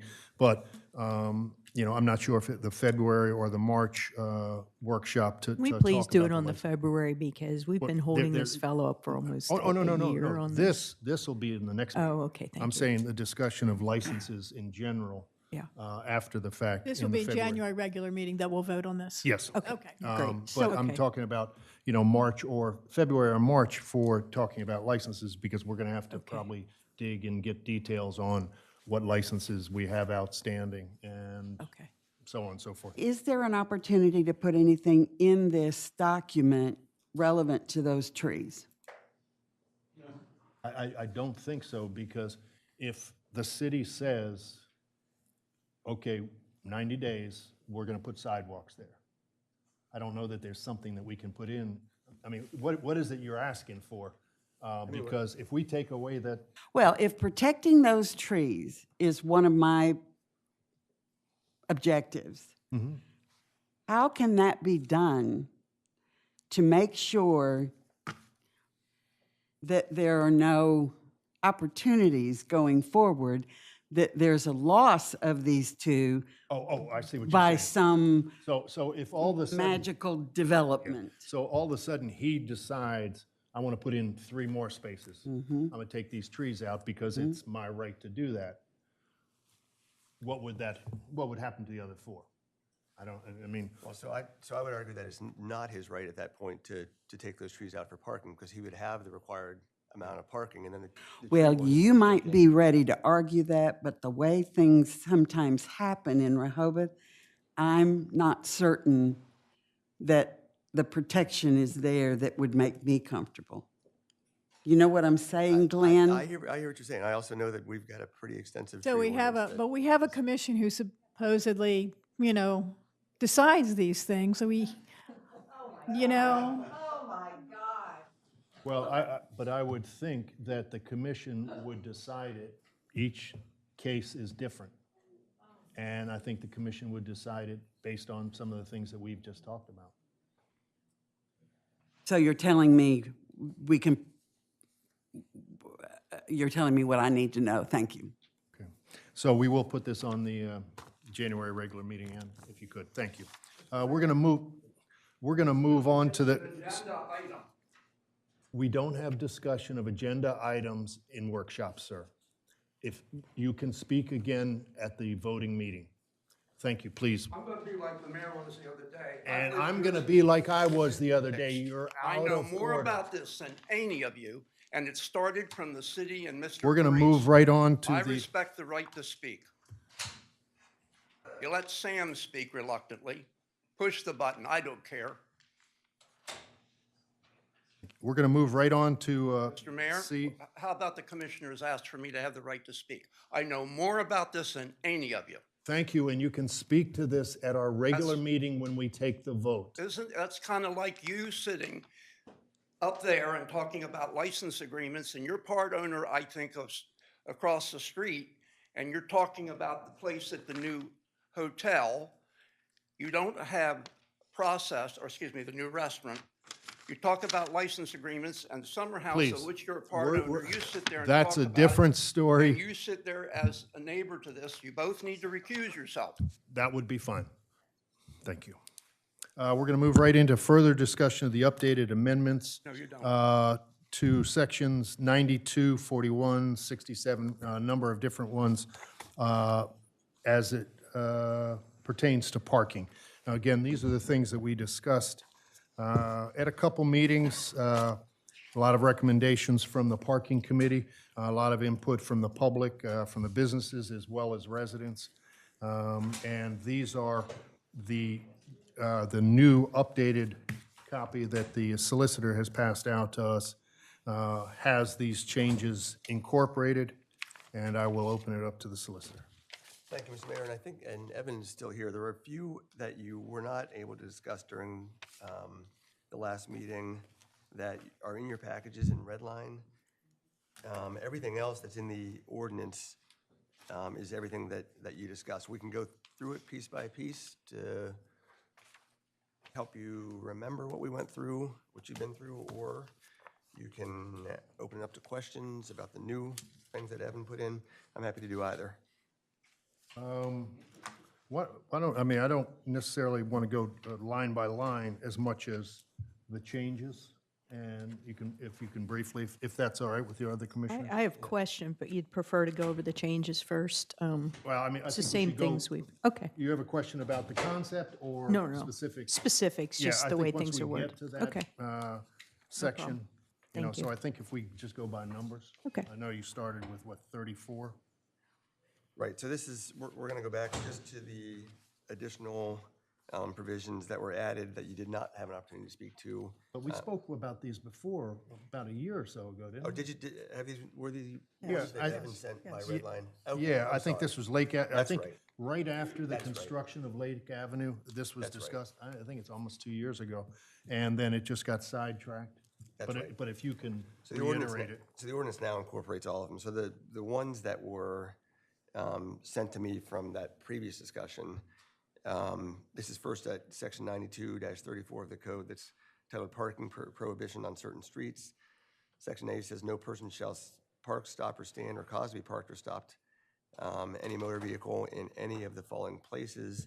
That's what the current code says. Subsection 1 would say on the south side of Lake Avenue.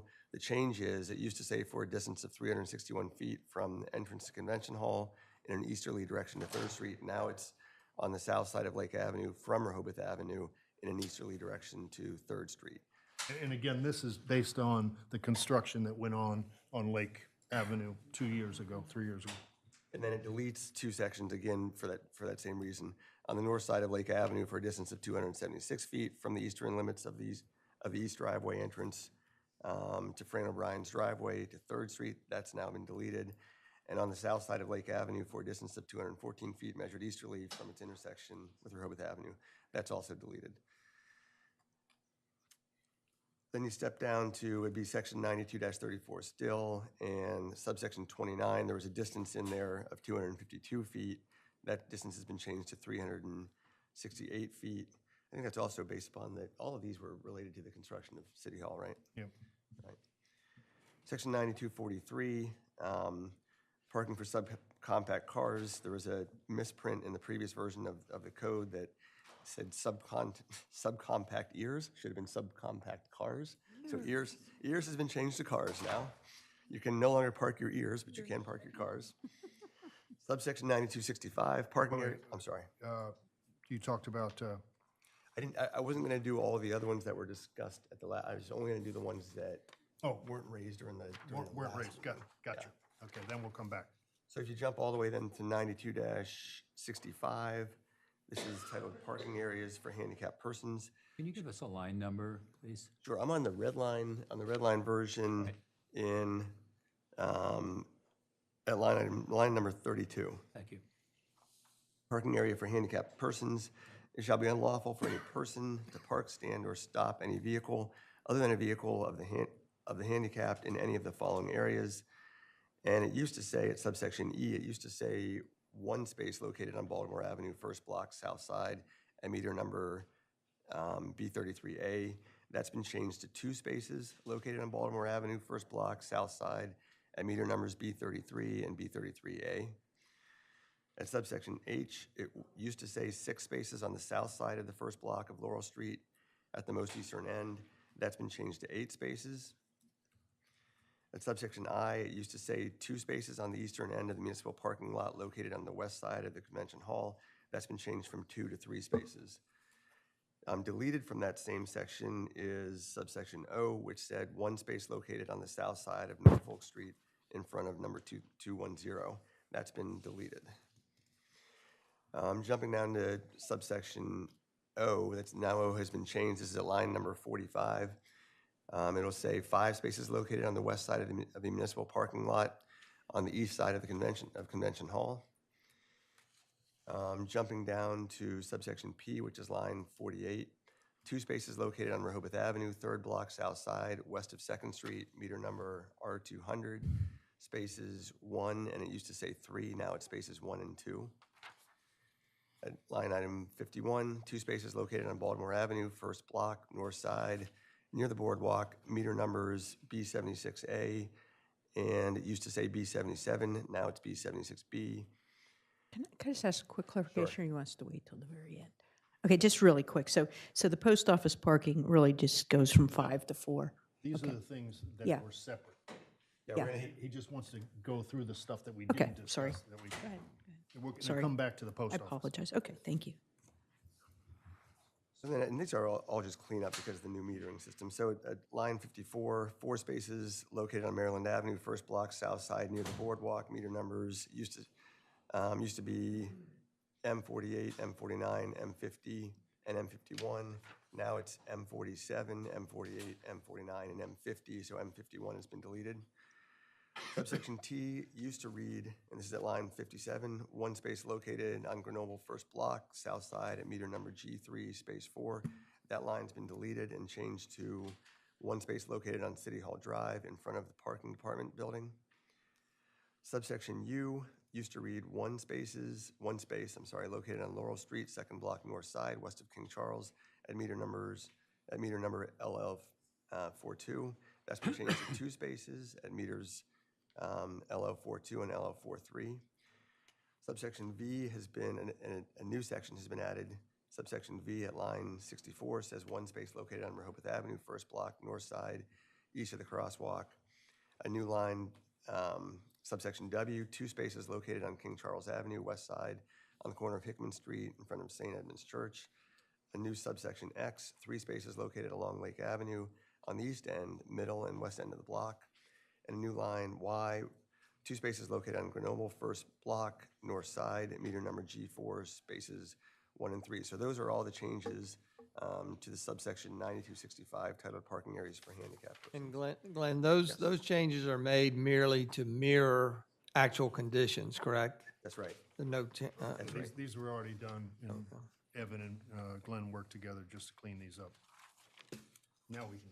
Then, well, one last section that Evan and I had worked on a while back is this is subsection 9269 at line 73 titled Parking Meter Zones Designated. The following locations are hereby designated as 30-minute parking meter zones. The maximum parking time for each location shall be 30 minutes. What used to read Baltimore Avenue from the boardwalk to 2nd Street, meter numbers B114 through B117 inclusive, meter numbers B25 through B29 inclusive, meter numbers B4 and B5, meter numbers B133 and B134, has been changed now to delete B28, 29 and change it to B28 and to include meter numbers B15A and B15B. Then on Lake Avenue from 3rd Street to 4th Street, north side, meter numbers LA1 to LA3 has been changed to LA4 inclusive. And then finally, in parking meter zones designated, a new section, Convention Center lot. In the Convention Center parking lot directly behind the Rehoboth Beach Fire Company, 4 spaces are designated for City Hall business only from 8:30 a.m. until 4:30 p.m. And there shall be no charge for use of these spaces during these hours. So that concludes all of the sections that weren't specifically discussed at the last meeting. So now if you want to look at them all globally, including the post office, let's do that. Yeah, I think we can go right back to 9241 and start from there, and that is the post office. There you go. I was just wondering, I wanted to ask the city manager how the conversation went with the post office relative to these proposed changes. Sharon?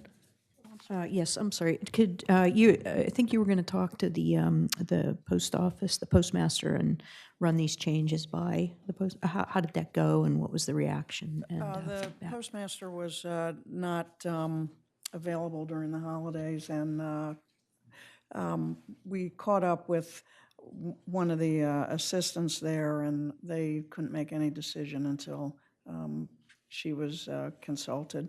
But I did have an opportunity to send her an email, and at that point, she was, again, needed to take a look at, the whole picture of what we're doing. So I don't have anything conclusive right now. And those changes, just to remind everybody, it would change the parking spaces in front of the post office from 5 unmetered parking spaces to 2 unmetered parking spaces. Bless you.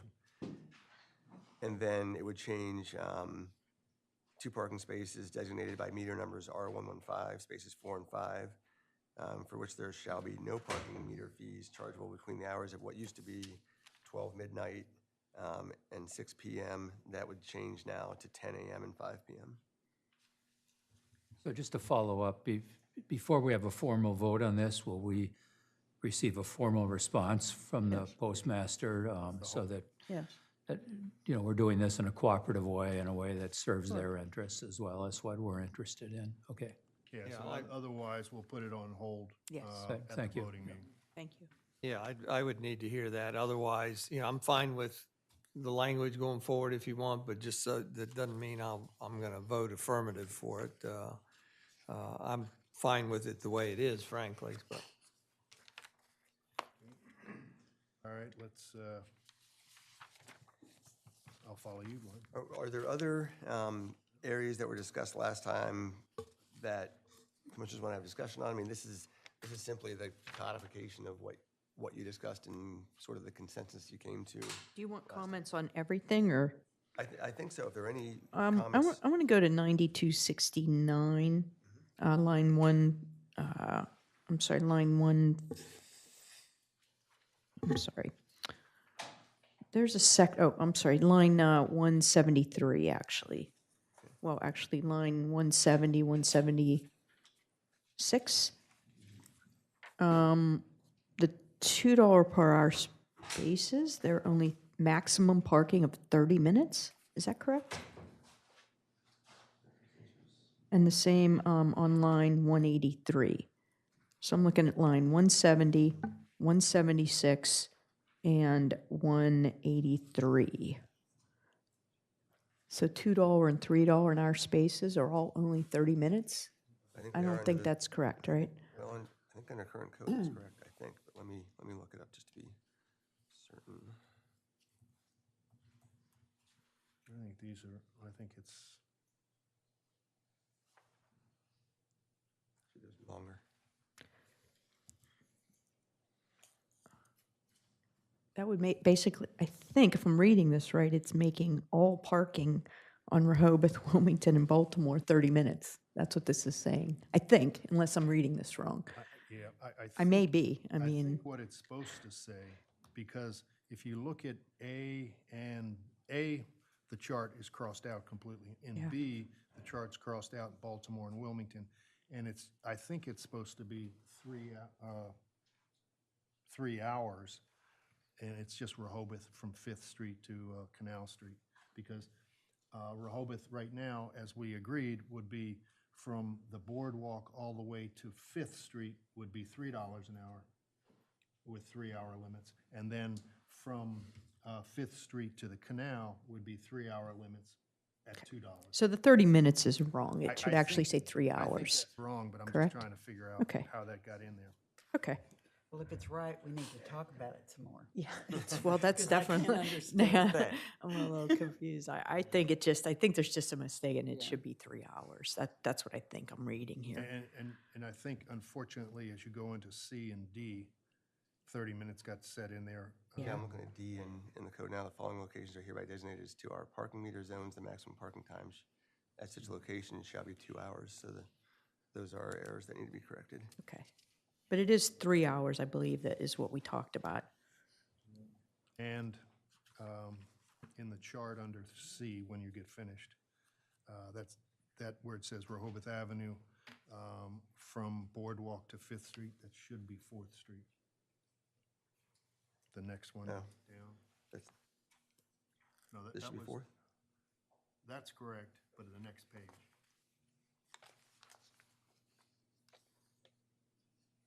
So basically, across the city, it's either 3 hours or 12 hours, that's it. Or 30 minutes. Or, I'm sorry, 30 minutes, 3 hours, or 12 hours, correct? Okay. Thank you.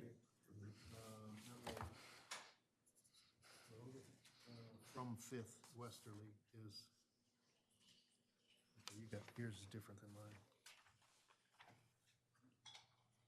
Which one are you on? So this is the one that's in the packet today. That.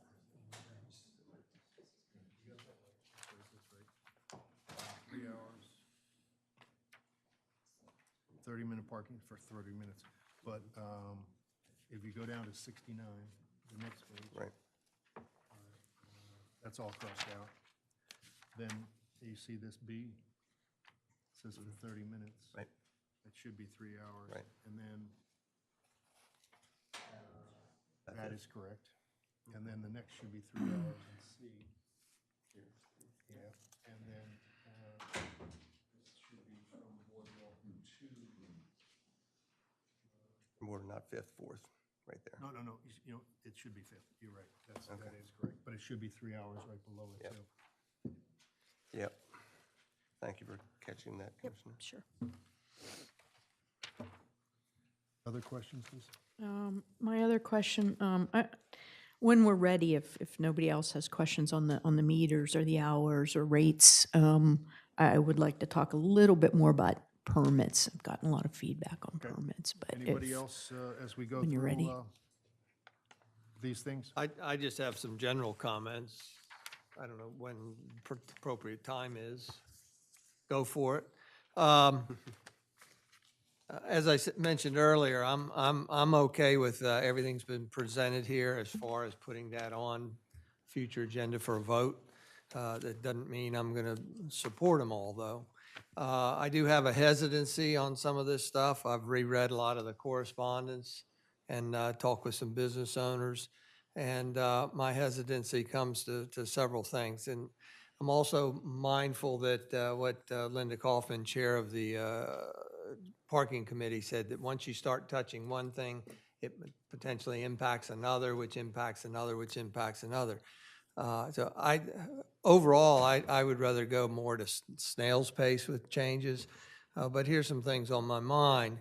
One is this 2+2+2, which I've been supporting. That's 2 transferables plus 2 non-transferables plus 2 scooter permits if you own a scooter. And I think that needs to be put in here. If you own a scooter, it's not in there. But the reason for the 2+2+2 in my mind was to try to promote off-street parking and to reduce the number of cars, and specifically having to do with property owners in their places.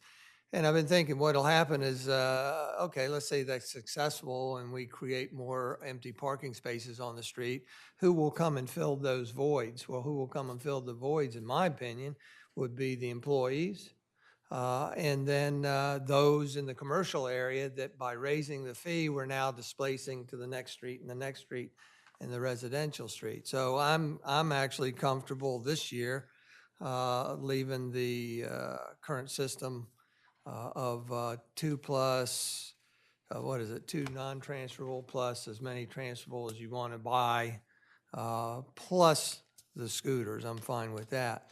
But I'm also mindful that we have in the works offered by the Chamber of Commerce looking into satellite parking for the employees, something different, something where we can get them out of the core areas, residential especially in the summertime, something that we can incentivize and make it work. And that's not going to be resolved for, who knows, 6 months or whatever. So that's ongoing. We also have something that has yet, other than a presentation, we haven't discussed, and that's a jitney system. So I look at that as also an ongoing adventure, if you will. that is mentioned by the CDP. The CDP says, wouldn't it be great to at least consider, give serious consideration, to a jitney system. So that's the second item. And then if we slow down and take a little time, we could also throw in the mix something else by the CDP, and that's investigating residential permit system. To how, again, looking at that kind of thing, because if you're successful in creating a satellite employee area, then you need to disincentivize the employees parking in our residential areas. So to me, those all mesh together, but to me, they say, slow down, let's let the process work, let's investigate these things, and then come back and do a more thorough job, more comprehensive job next year. Also, I'm mindful that, this $3 an hour rate increase, in my notes, I heard the recommendation from the committee as the $3 meter increase ought to be the first 2 blocks of Rehoboth Avenue, and that's always been on my mind. And then recently, the mayor's sheet changed it to, or his descriptor was first 4 blocks of Rehoboth Avenue, plus all the blocks of Baltimore and Wilmington. And I talked with the chair of parking, and she said, well, they said core areas, but they were intimating maybe something similar to that. So again, I'm still thinking the first 2 blocks of Rehoboth Avenue that I'm more comfortable with. So I'm not sure I'm supportive right now of doing that entire area again, because it's going to push people into the residential areas, and we haven't dealt with how to clear up more spaces in the residential areas. I'm sorry, Stan, you're going over, I just want to clarify this, what you just said. So you're leaning towards perhaps being supportive of a $3 rate, but just the first 2 blocks of Wilmington, Baltimore, and Rehoboth. I don't want to put words in your mouth. I just want to make sure I capture that. Well, I was more receptive when it was a lesser area, the first Okay. 2 blocks of Rehoboth Avenue only. Not Baltimore and Wilmington, just Rehoboth. Because again, that's what I heard, and that's what my notes say. And obviously, my notes were either wrong or I misheard or whatever.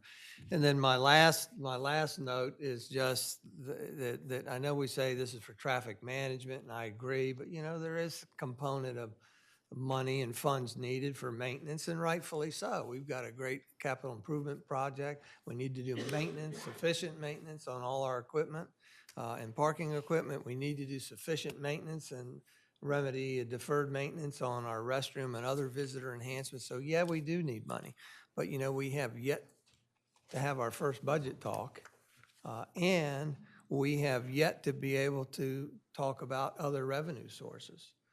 And absent all that, and including a revenue source of the potential to piggyback on the hotel tax, which, if you recall, we've asked for a charter change to be able to do that, but it looks like the charter change won't be enacted in time to be able to do anything for this year, I believe. So anyhow, for those reasons, I just am a little hesitant on some of these things. I know, Lisa, you had some. No, I actually like a lot of the things that Stan pointed out, particularly on the permits. I just because I've heard a lot of feedback and such, I am more inclined to go with something that more like what Stan said. And I also am intrigued by the idea of maybe, kind of in terms of incremental change, just focusing on the first couple blocks of Rehoboth for the $3 rate. So I actually support those comments. What about the Baltimore and Wilmington? Where do you I sit don't know. on that? I'm kind of up in the air on that. Well, I'm looking for I other think, feedback. again, for me, as I look at all of this, and we were cautioned by Linda Kaufman, who was the chair of the parking committee, to try not to do too much piecemeal, but we could not necessarily do everything that they wanted. At the same time, I think that we've all talked about this in terms of movement of cars away from the Rehoboth Avenue in front of businesses, to give businesses the fair chance that they're looking for, to have cars moved, and to have people who want to shop at their store be able to do so. So for me, the idea of the revenue doesn't matter to me. I mean, we need some revenue, but at the same time, that's not the main purpose of this for me. The main purpose is to move people. So do you like the idea of the first and second block, but maybe expand it to Wilmington and? Oh, or do you like definitely, the staff- definitely on Wilmington and Okay. Baltimore, the way we had it, But the maybe first two blocks. first couple blocks as opposed to 4 Yeah, blocks? and I'm not in agreement on Rehoboth Avenue, the first two blocks. I think at minimum, it should go to 3rd Street, so the 3 blocks. That's at minimum. I won't agree to 2 blocks because I don't think that does what's intended. I mean, there's a lot of other businesses up there, and I think these people need a fair chance to actually get clientele in there who may buy something. I'm certainly in support of what Pat has been saying, too, that we go with Baltimore, we go with Wilmington, and with at least the first 3 blocks for the price increase, for the reasons that we've been talking, and for the reasons that Linda and her committee spent a lot of time discussing. That is traffic turnover, the movement of cars, particularly in the commercial areas, and to try to be more fair to our businesses. And I think that this would do it. All right, well, before, I know there's probably some more questions. If we're going to continue to discuss this, we're probably not going to be able to vote on this at the next meeting. But if we're finished discussing and the things that, if there's a consensus to go to a vote with something, we should make that decision. And I'm not trying to rush this, but each time we wait a little bit, it makes it harder and harder on the staff to implement our plans, whether it's with permits or whether it's with meters and technology. So I apologize, Mayor. Again, Mayor, I'm fine with going forward with what you have articulated. I just want to let you know that because in the past I've been okay with what you are putting together, that doesn't mean I'm going to vote in favor of all of it. I will either vote no if I don't believe in it, or I will try to amend it or something. But as far as going forward with it, I think I'm pretty much fine. 2 comments, Mayor. Do you mind, or do you want to? Is this okay? I would like to just see if we have consensus to make it the first 3 blocks of Wilmington, Rehoboth, and Baltimore. Wilmington and Baltimore and the Rehoboth. first 3 blocks of Rehoboth. The first 3 blocks. Yes, exactly. The only change my is thoughts. going, instead of to 5th, to Yeah, just go to that's 3rd. all. Just as kind of the first point here. The second thing is, we had Wait a asked. minute. You said instead of going to 5th, which means block 1, 2, 3, and 4. You said instead of going to 5th, go to the 3rd block, which is just the first and the 4th. second. Well, actually, to 4th Street. It goes to 4th Street. Yeah, I meant 3 blocks. Okay. Okay. So basically. It's what you have in here. So 4th Street being right at the corner where Starbucks is. Yep.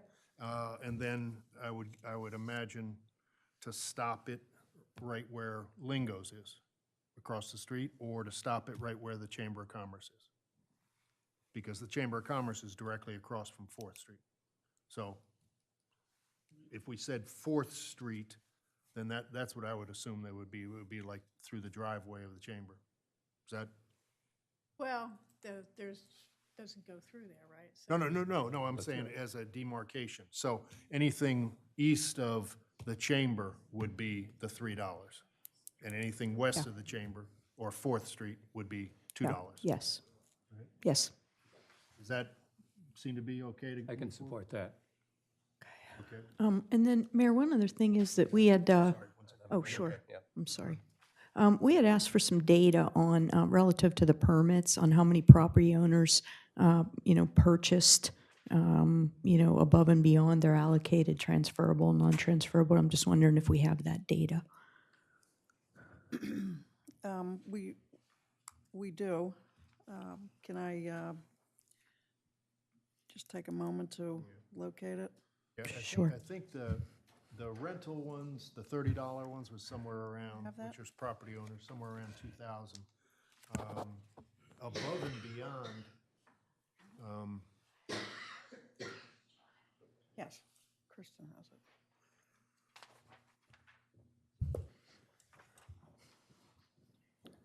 And while she's getting this details, if we can come back to the thing about the permits, because again, we do have it as 222, but it has been suggested by Commissioner Mills, maybe leave it alone, and add that they can put on, owners can put on scooters. Is that what I'm assuming? Because I think we talked about that earlier, about giving property owners the opportunity for scooters for free. But, so, once she finishes with this. Yep, please. So the,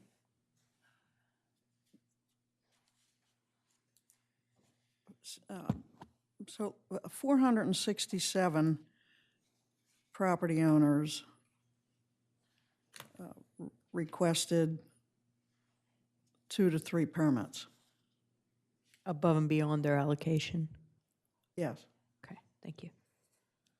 239 requested 4 to 5 permits, and 57 requested 6 or more permits. That's property owners. That's not referencing rentals at all. Correct. It does include rentals? Those are part of that 2,000, I believe. That does include rentals? Yes. Well, then there's not relevant statistics for me. I'm talking about property owners. But I think that's a little difficult thing to figure out, because you don't necessarily have to be a property owner to buy a pass. And so if someone just comes to the desk downstairs to buy a pass, you know, they could be an employee, they could be a business owner, they could be somebody outside of town or somebody in town. My point is I want to cater to the property owners. Mhm. Okay, I don't want to limit them at this time. I think that's why I'm receptive to leaving it as it is and adding the scooter permits. And nobody has to agree with me. We don't have to be here until everybody agrees to propose something, you know? And so what you're suggesting is, because everybody gets 2 transferable, what you're suggesting is to not have it limited to only 2 non-transferable, Correct. to allow everybody to have as many non-transferable as possible. Yes, Because but remember the caveat, it has to be in the name of the property owner. Yeah, well, that's in the code. And that's, to me, that's a rarity to have. Paul, you have what, 4 cars? Absolutely, That's yeah. a And I think rarity it to should be have 2. 4, 5, and 6 cars. And stand for that. Understandable. Just to clarify, in the name of the property owner, but for a very specific vehicle. Right, the stickers that you have on your Yeah. car, non-transferable. Right. And they're free, Yes. I mean, they are now, but, and that's, and they would remain free. yeah, but basically what Mr. Mills is saying is to keep the permit for property owners exactly the same. But add the 2, No, but complete, exactly the same it is today. and Not- then, not but what we allow for suggest. 2 free moped passes, or whatever, scooter, I whatever the would- term is. I would assume. That's, Yeah. But, I mean, should we plan on that for the vote, or should we just go with what we have for the vote? I mean, I can go either way. Yeah. but- My problem is I have 3 vehicles, so I don't feel like I should, make a comment. I mean, Yeah, and I feel the same way. so So maybe we just leave it. I'll recuse myself from that piece. I just, Well, we have two vehicles, so I wouldn't benefit from this either way. But I've been getting a lot of feedback from other property owners who feel that we may not be treating them well or fairly if we go with the system that we've been talking about prior to this morning. And this may be a part for me that I'm willing to compromise a bit on and say, you know, I'm hearing this from property owners, maybe we should leave it the same as it's been and make some of these other adjustments in parking and then see how it goes in the next season. You know, property owners are here, they're paying the taxes, they have,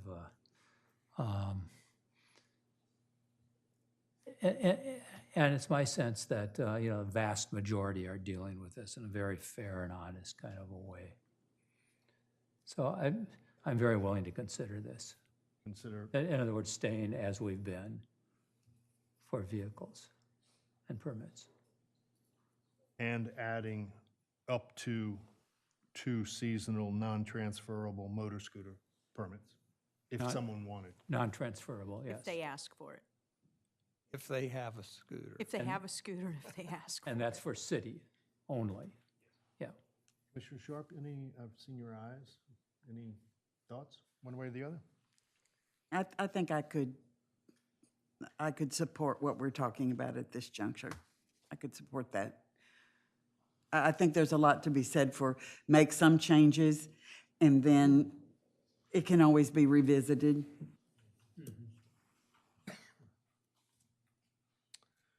Okay, so what that would do for our solicitor is to basically say for that portion of the permits, a property owner or leaseholder of an improved parcel shall be issued 2 seasonal transferable permits per said parcel for the parking on an unmetered street, and may apply for and receive without charge a seasonal non-transferable permit for the parking on an unmetered street of each motor vehicle registered to such person, and up to 2 seasonal non-transferable motor scooter permits If you have a scooter. registered to such person. My point is, if you don't own a scooter, Right. you shouldn't be given even 1 or 2. Right. But you'd have to have it in your name I think it to get needs it. to be articulated and codified. All right, How did you want that said, Commissioner? Up to 2 seasonal, non-transferable motor scooter permits if? Has to have. I want you to word No. it so that they have to have a scooter. to each motor scooter permit registered to such person, whatever. They're not You can say entitled to 1 or 2 same- scooter same line as permits if both. they don't own a scooter. The language would be the same as we use for automobiles. Yeah. You know, you must own the automobile in order to get the non-transferable permit. All right, any other thoughts, changes? Just a general comment that kind of mimics the post office comment, and that says for any of the changes specific to 30-minute meters, I don't even remember them in here, but. They're not in there. They're not in here, okay. So It's something we're discussing with staff, and same thing as the post At the office. time that we go to vote on them, I want to have heard from the Oh, yeah. city manager, and then that they indeed talk with businesses on each side of those signs for concurrence on quantity and location, all that. Thank you. Anybody else? If not, we'll just take this forward to the next meeting. You okay? Yep. You got everything you need? Yep. Mayor, could I request a slight change in the agenda that we move item C up for new business to the top? We have a very brief presentation from the general manager of our local nonprofit radio station. Has been sitting here a long time this morning. He also is a proprietor of a business and I think needs to get back to work. Yeah, And no, it'll be very brief. I'm cognizant of all that, but Thank you. the same request has come in from the people that are waiting here, because the people that wanted to talk about the special events city code have been sitting here the whole time, and I know there's some people out I here that want to understand. talk. And they have been here even listen. longer than Jeff, so I Yeah, would. They want to listen to our discussion on the so I would- wastewater rates, Yeah, I too. would support moving D up Yeah. ahead, and then Yeah. we come back. I think we're going to just try to be as brief as possible on the 3 that we have to move forward. So I'm just going to move right into A, which is the discussion of new water and wastewater rates for 2019.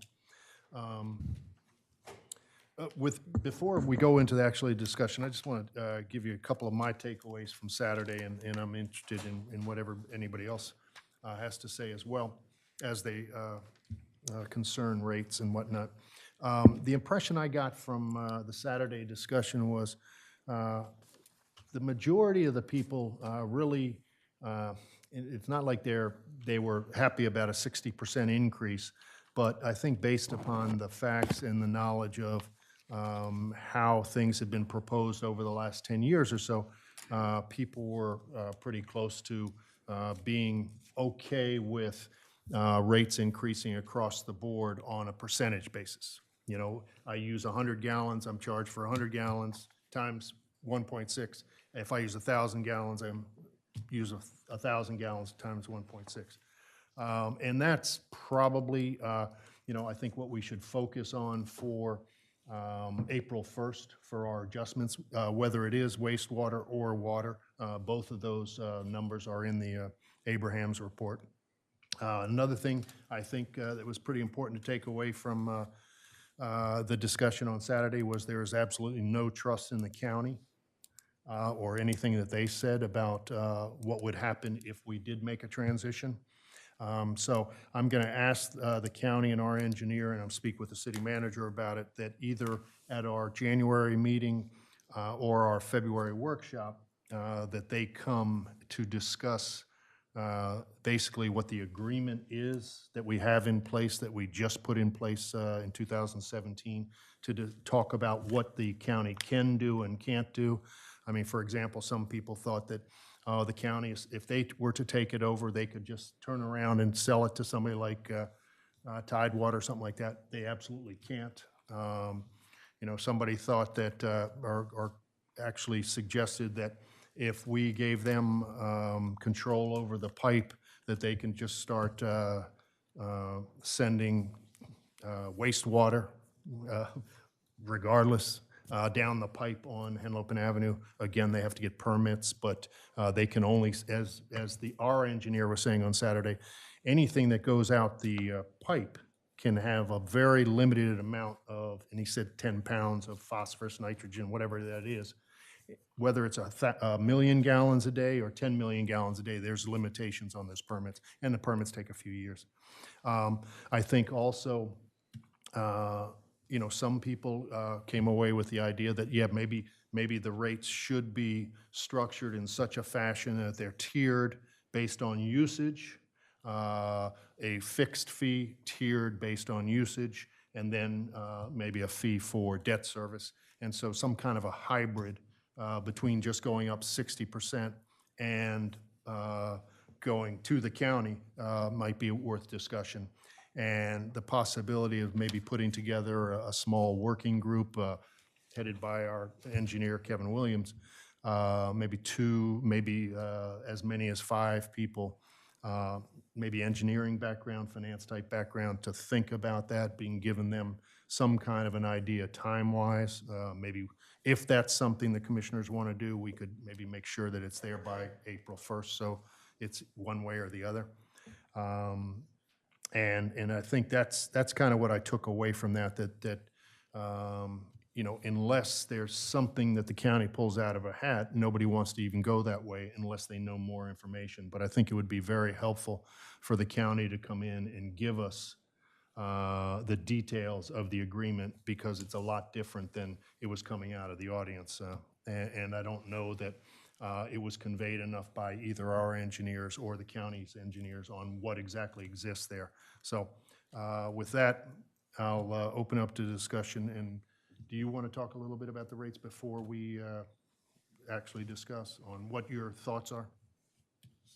Well, certainly the established rates right now that have not been changed for quite a while need to change in order for us to be able to cover the debt exposure. I believe the rate study and the analysis that was done, although, well, let me just say that the study is valid as far as I'm concerned, and we need to take a hard look at that 60% percentage increase. Just back to this document real quick. This was the document that the county presented. I don't know if you recall, but what was sent out to us in the support document was not the updated version that they showed up there. So if we could get from the county their updated version with some kind of notation on there and the date, because this is undated, I would appreciate it. Because again, the numbers on here did not coincide with what they. Yeah, those that I sent out were data that I had from a week ago that they sent. They made their adjustments the night before to that data. But I would think that if we can have them come in and talk about the agreement, they can also update their reports based on any more research that they've done. Mayor, I have a comment if Commissioner Mills is done. Actually, I heard a lot of what you did, but I actually really strongly support having this this small group put in place to not just look at the county proposal, but to also perhaps advise us on is there other alternatives we hadn't thought about to help us, manage this debt, address this deferred maintenance problem at the plant, over the long run, but also try to keep our fees a little more reasonable. And so I really like the idea of doing that, adding maybe 5 folks to it, working with our public works director and convening that group as soon as possible, so that they can get us feedback within, and time bounding, not to rush this, but just so we can make decisions. Yeah, I would on agree that rates. having a group headed by Kevin Williams would be of real benefit. But I have to make a comment. I don't want to interrupt you. If you're not finished, go ahead. No, I'm done. I just want to underscore how important Yeah, I think yeah. an inclusive group is But to look at. I go this. back Thanks. to Commissioner Sharp's continual comment at the at the meeting. It's like, what's in it for the county? And I don't think they ever answered that question. Why they would be doing this. I just wasn't comfortable. I mean, I kind of had the idea that they were eventually going to put users into the system, but they would never say that. And it's not like if they did, we may not be totally against it, but then we may. But we just never got a straight answer. That's how I felt. Well, because I asked it, I did feel that the answer that was given was the only way it could be answered in public by the representatives from the county. So what I took away from it was exactly flexibility and the potential for growth down the line. So I was satisfied, but I agree with you, Pat, the characterization, it was a bit painful trying to get more clarity. Right. It shouldn't be, because that's where the mistrust comes in. Yes. Yep. And and that's Rhea? what. Oh, I'm sorry. That's just why I'm underscoring that we do need to look at the county and this opportunity, but maybe there's other alternatives. So I think when we convene this group, I'm not quite sure we just look at the county. There might be other alternatives. And let me So, say, I agree with both my fellow commissioners. Yeah, I'm certainly in agreement. And while I wasn't here on Saturday, and I apologize for not having been involved, I was very engaged in another location for all 4 hours and 17 minutes of staying on screen. And while you all came off well, and while it was incredibly great to see the kind of democracy in action, so many people turning out in several rooms and upstairs for a town hall, and so many people having an opportunity to speak. I also had this kind of edgy feeling from the county because I kept waiting, and for kind of a more specificity. And I think, this goes back to what the mayor said. The county report just didn't come across as credible as, we would hope that our government partner would be here. And I'm not sure it was intended, but that's certainly what came across. If it's style or if it's something else, I think we need to continue to work at getting at that.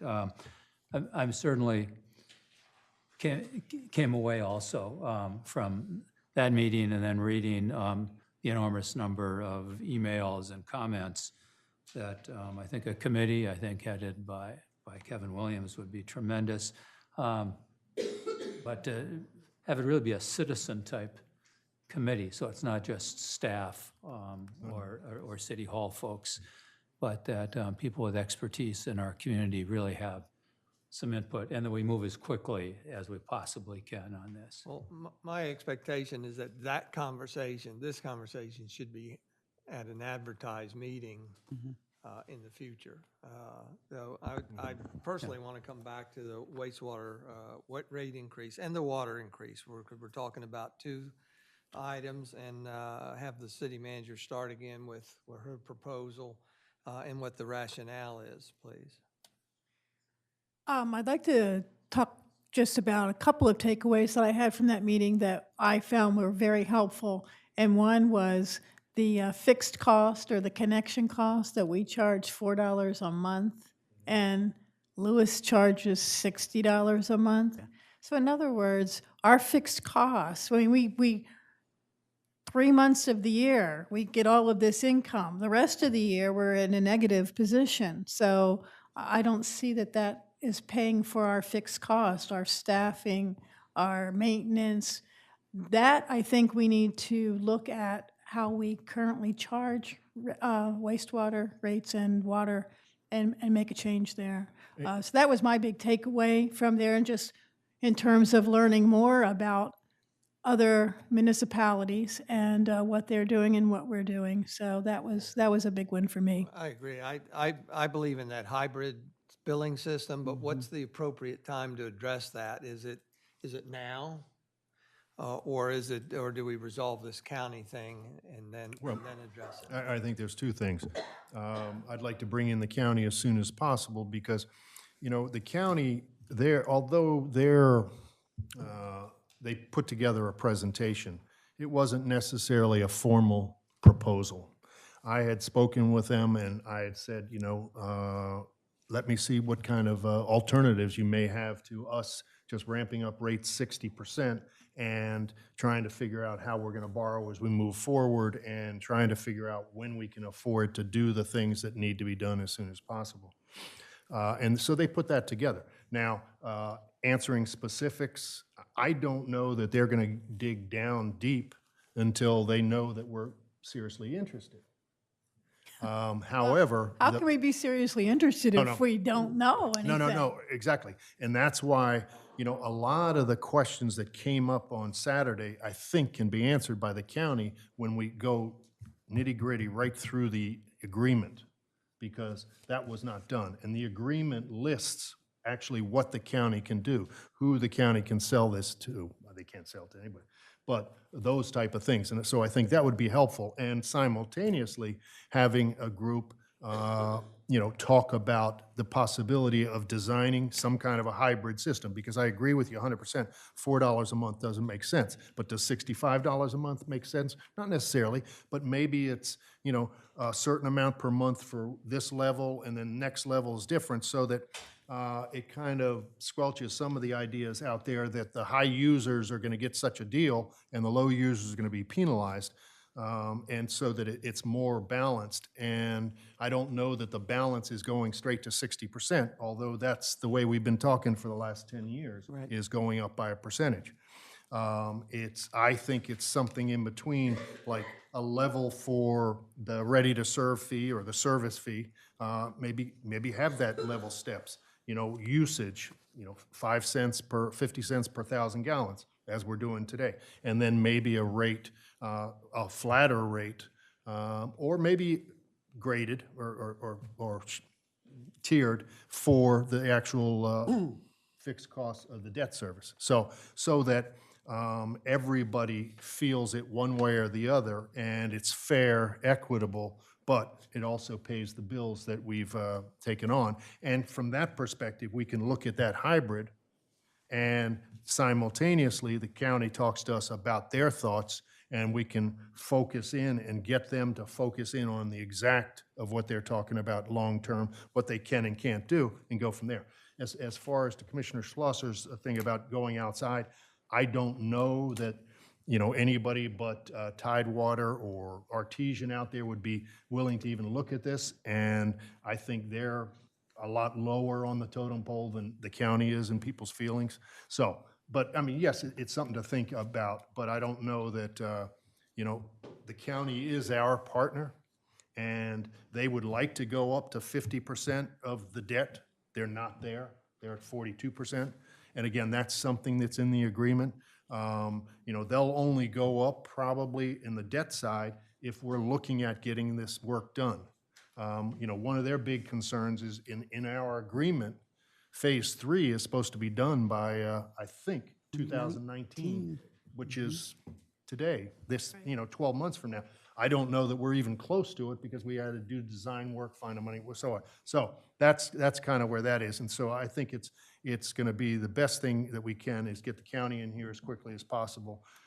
Maybe put together a committee of experienced people, engineer-type people, maybe finance stuff, that have some good input and speak with Kevin about it, and maybe put a little bit of a deadline on there so that one way or the other, we come up with what we're going to do by April 1st. One other thing, though, that I really did not like about the county's proposal is that, forget about conservation, like, use all the water you want. That really hit That's- me the wrong way, so. But we that's the way they do their rates. I know, but I'm just saying, you know, Yeah. Oh, no, no. I could never see us doing that. If the only thing I could, if we moved forward, and I'm saying this, and maybe I'm wrong in saying this now because maybe I'll learn a lot more information, but I can't see us doing anything but getting one bill from the county to the city, and then it would be parsed out based on usage. That's kind of how I feel, because I feel it just doesn't promote any type of conservation. And I'm looking at the you know, the top users, the 100,000 gallon people, whoever they are, and you know, they won't care. Use as much as you want. And that might be taken care of with a hybrid schedule. Yeah. So Mayor, to get back to your first point, and I think Commissioner Mills as well, in order to get us to our rates that have to go into effect April, right? I think we have to focus on the Abraham's report as a direction. So where do we need to be by 30 days from now? What should we have accomplished? Should we have already set that rate? Well, I think we set the rates as of April 1st, the budget, because it's for that, right, that spring billing. I would think, you know, between now and April 1st, if it's not going to be the 60%, hopefully What's it we'll gonna figure be? it out. Okay. Otherwise, it's going to be 60%. Okay. You know, that kind of thing, and see how we go. And then it's a continual thing on a billing by billing basis. So for the purposes of today, Right now. I mean, I completely support that within the next, what have we got, between now and April 1, 80 days or so, that we'll make progress with a working group. We'll get additional information that we need, possibly alternatives, but what we're really working toward is that we will have discussions periodically on what this rate is really going to be. Because so many people said to me, we're all prepared by presentations of the past that our sewer rates may actually double or more. Well, and that's why I'm saying, yeah, right now, the best information we have in front of us is approximately 60% of where we are today. Yeah.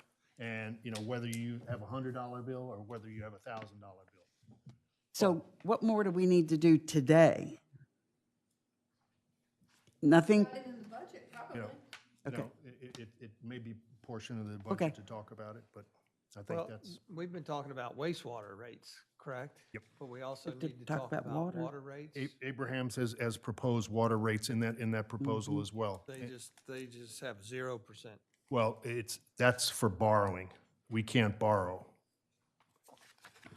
So if you look at the rates for outlay. pay-as-you-go outlay, Outlay. it's somewhere around 60%.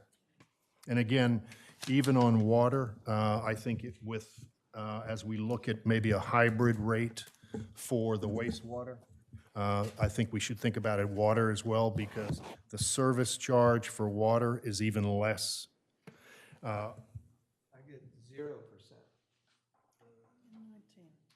Yeah, that's a 19. Okay, so it's 30 and then, yeah, so it's like 30 and then 25. 30 for 2020. I didn't have the exact number, but it's a 30% increase. for water rates advised by Abraham's. Abraham, and then for 60% rate increase for wastewater. Yep, as, Abraham. yep, But we'll talk about this at budget yeah, anyway, right? further, yep. Everybody okay? I'm sorry, just really quick. And maybe we don't need to do this. I'm just putting this out for the commissioners.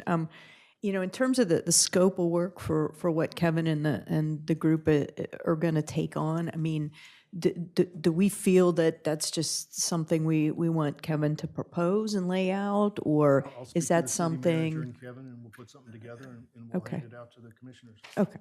All right. Thank you. All right, we're going to move right on to C, which, Dick, this is your presentation. Yeah, thank you, Mayor. I'm pleased to introduce Jeff Balk. Many of you know Jeff as a long-term proprietor of one of our famous candy shops on Rehoboth Beach, and more recently, and he will give you a few details, he became general manager of 99.1 FM nonprofit Radio Rehoboth. And he will talk about that. One of the things that Jeff has talked to several of us as commissioners about recently is his interest in and the opportunity of his small nonprofit radio station expanding the live streaming of our commissioner meetings. And so I asked Jeff to come and just take a few minutes and talk about who he is, what the radio station does, and what this opportunity could be so that we could have some consideration in the near future about this. Yeah. Thank you, Jeff, for being here. Oh, you're welcome. Thank you, Commissioner, City Manager, City Solicitor, and our Mayor. Stepped out. There's a packet coming around to each of you which kind of gives you an idea of our station, and I'll be brief. I was brought into this project about 2 years ago. The nonprofit was formed a little over 4 years ago. Our radio station's located right outside of the city limits next to the Crystal Restaurant and what used to be Deucin Construction. And we have an antenna sitting on our roof right now with hopes of gaining donations or funding in the future to move it to possibly the tower by the Seashell Shop on the highway. Our reach right now goes from, on a good day, 24 and Long Neck Road to the entrance to the city of Milton to the Indian River Inlet Bridge. And we are all about local, getting people to Southern Delaware, helping the tourist industry here in town, as well as Lewis, Dewey Beach area. Our programming is on one of the pages here, and it lists we're on 24 hours a day. We have unique programming during the week. There's a morning show that I do from 7 to 9 in the morning, Monday through Friday. Several of the city commissioners have been on the show, as well as state officials, and we focus on nonprofits, trying to make the area aware of the organizations that we have, how they can volunteer, how they can donate, how they can help. And one of the things about being a low-power FM station or a non-commercial FM station is to be community-oriented. So we have everything from community news to public service announcements, as well as having guests on, such as even from the Delaware Humane Society, bringing a dog or a cat by in hopes of being able to adopt them while they're actually on the air with us. We also do, as I mentioned, local news stories and events, and we hope in the future to be able to sponsor some of the other nonprofit events and have fundraisers jointly. So my purpose of coming here today is to say hello and introduce ourselves. We've been on the air now for a little over a year, but we've been doing our local programming now for just about 4 months. We have local music shows. For instance, Trey, the owner of Carlton's, he does a music show on Friday night and brings nonprofits in as well. So in expanding our reach and hopefully in expanding your transparency, we're hoping at no charge to the city to take the live stream that you're now offering either on YouTube or on the City of Rehoboth website and putting it on the radio. So if somebody in town, let's say, and there are a lot of people that don't have a smartphone, don't have internet at home, or just really don't know how to watch something live, they'll be able to turn their radio on to 99.1 in their kitchen or at home, or if they're in their car, they can turn it on and listen to us or we also have an app, or the TuneIn app, where they can pick us up very easily. It would be audio only, and it would be only offered at the time of your meeting from start to finish. So my purpose of being here today is hopefully to get the blessing of everybody to say, this sounds great. It sounds a good way to get your meetings out to everybody that isn't able right now to either attend or to get to a computer to watch. Thank you for coming, Jeff. Now, You're welcome. Dick introduced you as also a business owner in town. I would have specifically said Snyder Candy in the Okay. first block of Rehoboth Avenue. Thank you for coming today. I think it's interesting and I'm supportive. I just want to make sure, I don't know anything about radio system, so I want to make sure you know what you're getting into there, you know.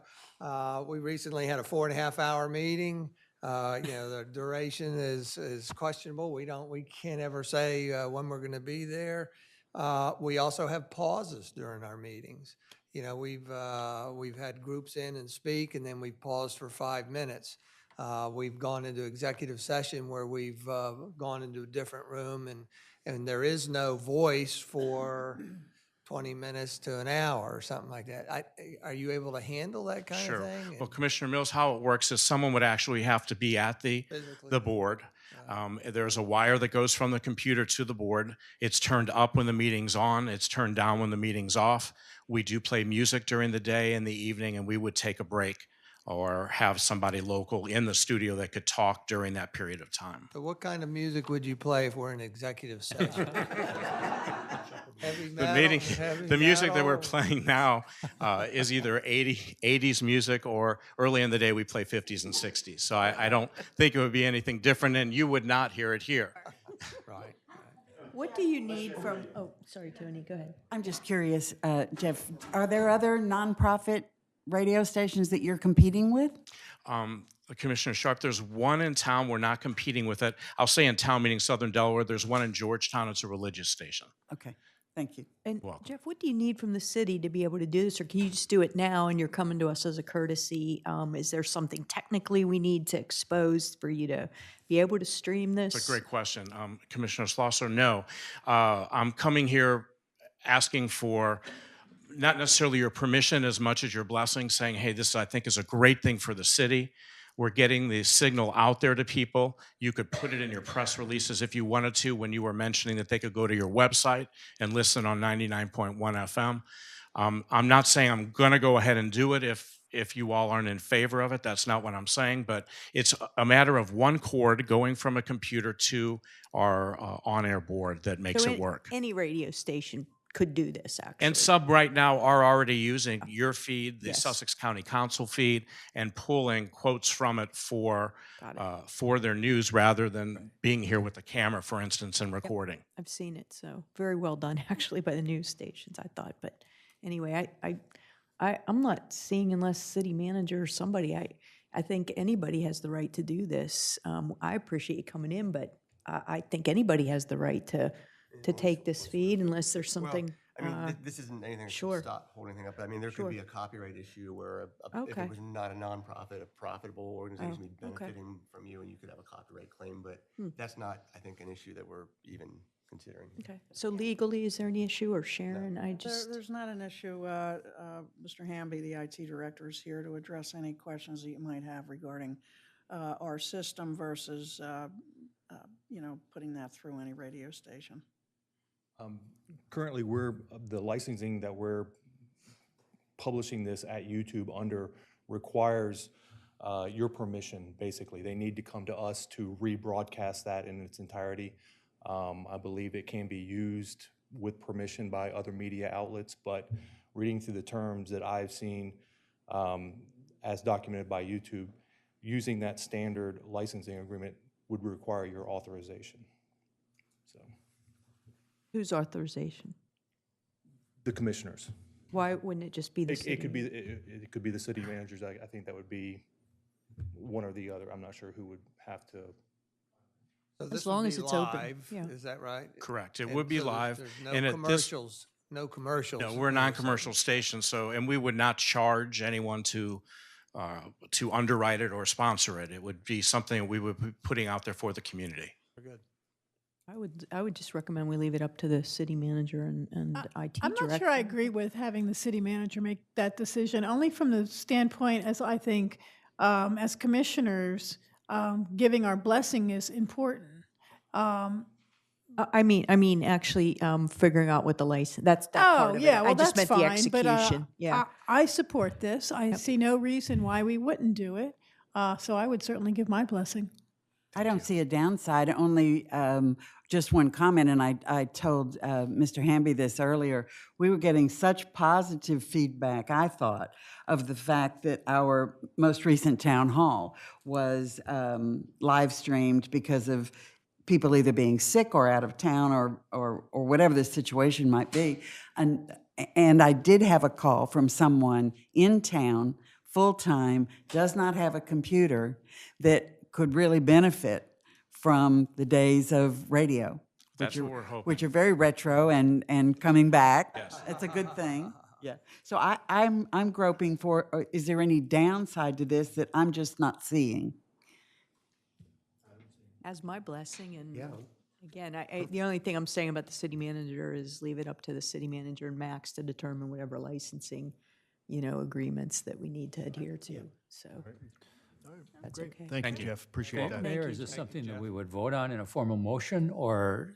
I think Max can and the city manager will work on that. Okay, so we can just move ahead and know that you've got blessing. the blessing of the commissioners. Thank you, Jeff.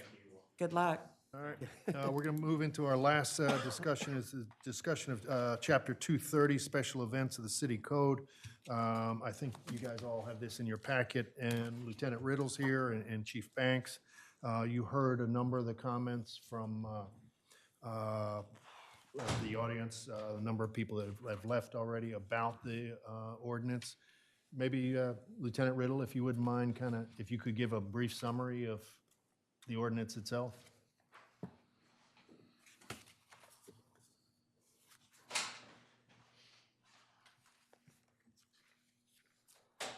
Sure, Mr. Mayor. As discussed in past meetings, going back a couple months, we came forward and we tried to develop a special event ordinance based on some incidents that occurred in the past that gave the city the ability to gain knowledge of these incidents prior to their taking place so that we could plan accordingly. I know somebody from the audience mentioned one that kind of came on us really quick. It was very difficult for us to pool those resources to make sure that that event was safe within a small time frame, and we tried to write the ordinance to address that. One thing I just wanted to say on some of the comments that were brought up, I know freedom of speech is a big issue, and I think that the police department has demonstrated in its coverage of a lot of these special events that we find that right very important, and that we want people to be able to express that right. But one thing that I will point out is I was listening to the comments, and I happened to look on my phone while they were going on. And our county, Sussex County, is approximately 1,200 square miles, of which about 930 is land. But we're talking about 1 square mile of that county. And one thing I'd ask you to consider is why it's so important to speak in that 1 square mile, or why these events are so important to have in that 1 square mile. And what I'll point out to you is I believe it's because of the instant audience. There's enough people, families, children, grandparents, generations of people that come here that if you have something to say and you come here to say it, somebody's going to hear it.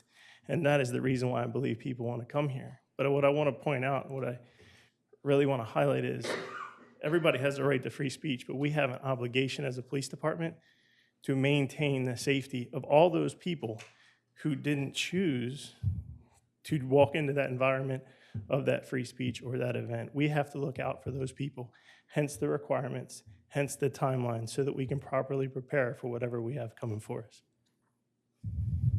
I have a question. Go ahead, Stan. Some of the speakers there, one of the speakers mentioned something about let's look at the national parks for their First Amendment exception, and let's reference the Virginia Beach Code. Maybe we should do that, but I really wanted to hear from the city solicitor on that. Surely there's got to be a way to balance this out. You know, that even with freedom of information, freedom of speech, freedom of expression, freedom of assembly, I would think there's got to be restrictions allowed, that it's not just free-for-all type of Sure, thing. there are restrictions allowed. This is an excerpt from the Congressional Research Center, and it kind of, I think, does a good job of putting a framework on what those types of regulations can be. So it says, this is just a report that they put out. It says, even speech that enjoys the most extensive First Amendment protection may be subject to regulations of time, place, and manner, and that's a phrase that's been used in jurisprudence throughout, time, place, manner regulations, of expression which are content neutral, are narrowly tailored to serve a significant government interest, and leave open ample alternative channels of communication. Furthermore, even speech that enjoys the most extensive First Amendment protection may be restricted on the basis of its content if the restriction passes strict scrutiny. If the government shows that the restriction serves to promote a compelling interest and is the least restrictive means to further the articulated interest. So the issue really is your ordinance content neutral? I think that we spent quite a bit of time ensuring that it was content neutral. Has time, place, and manner been regulated? I think it has. And are there ample alternative channels of communication? There are, because there's news outlet, there's other places, there's other things. The issue really, I think, comes to, based upon what was being presented earlier today, is whether it's been narrowly tailored to serve a significant government interest. The significant government interest here is in public protection of, as Lieutenant Rowe just said, we have a lot of people here, and they have an important job of, on a very, rapid basis, finding a way to protect them. This ordinance puts some protections in place and puts some assurances in place that, should something be coming to the city, we're amply prepared for it. The question is, though, does the ordinance narrowly tailor, is it narrowly tailored to serve that important government interest of public protection?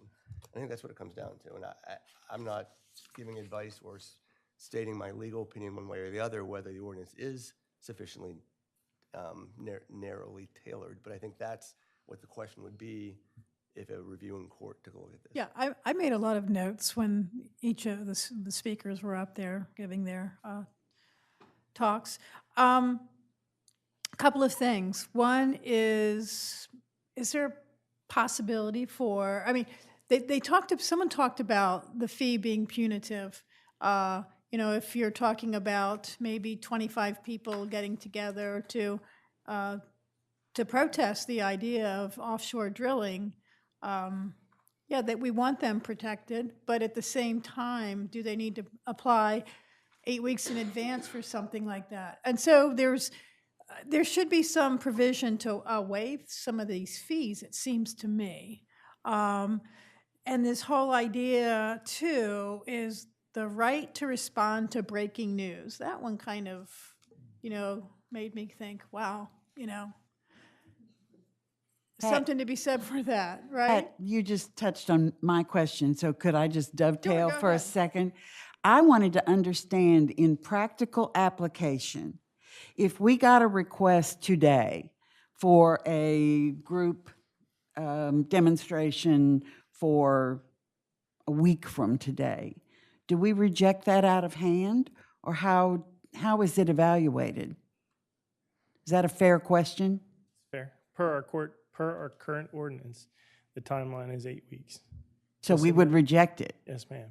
I say that if it met the definition of a special event. I have in front of me the new special event permit application, and the first thing in that application is the definition of a special event.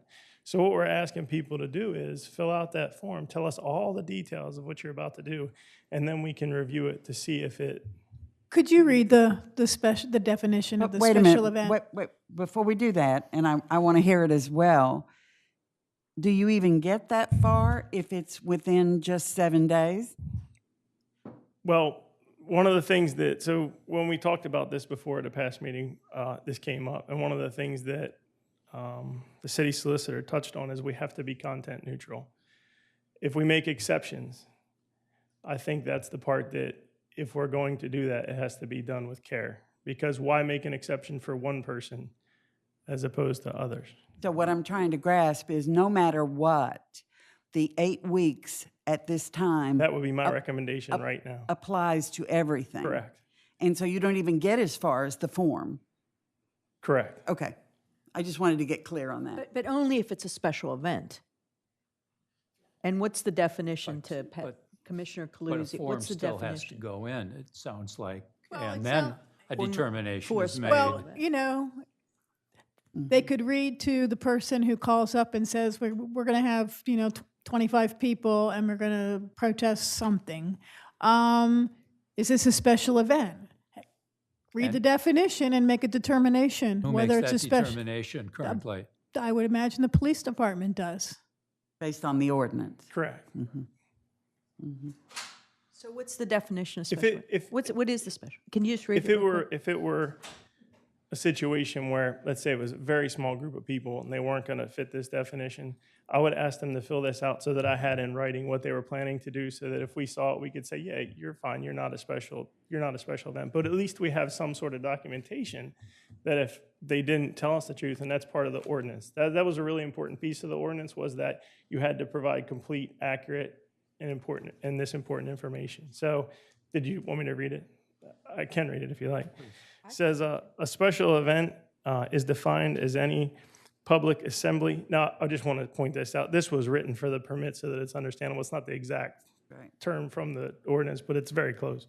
Is defined as any public assembly or gathering of people which may, because of the location, time, or anticipated number of persons involved, be reasonably expected to have a significant impact upon the ordinary use of public streets, rights of way, sidewalks, boardwalk, beach, or any other public areas.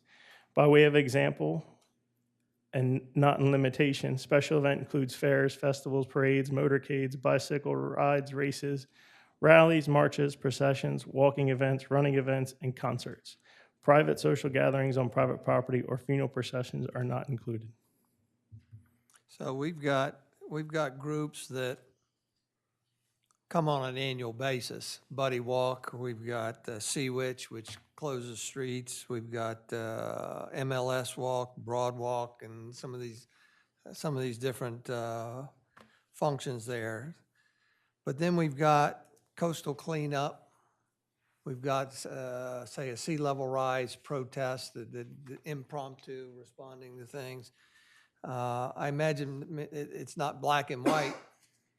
You know, you've got to make a determination there. But like for coastal cleanup, for instance, somebody mentioned that.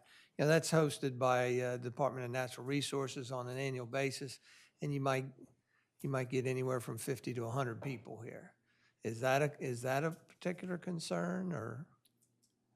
So I understand that the fees are a huge part of, why we're here today and why we're discussing this. And one thing I really want to point out is this is fresh. So we just did pass the ordinance. We just literally this past week finished writing the permit.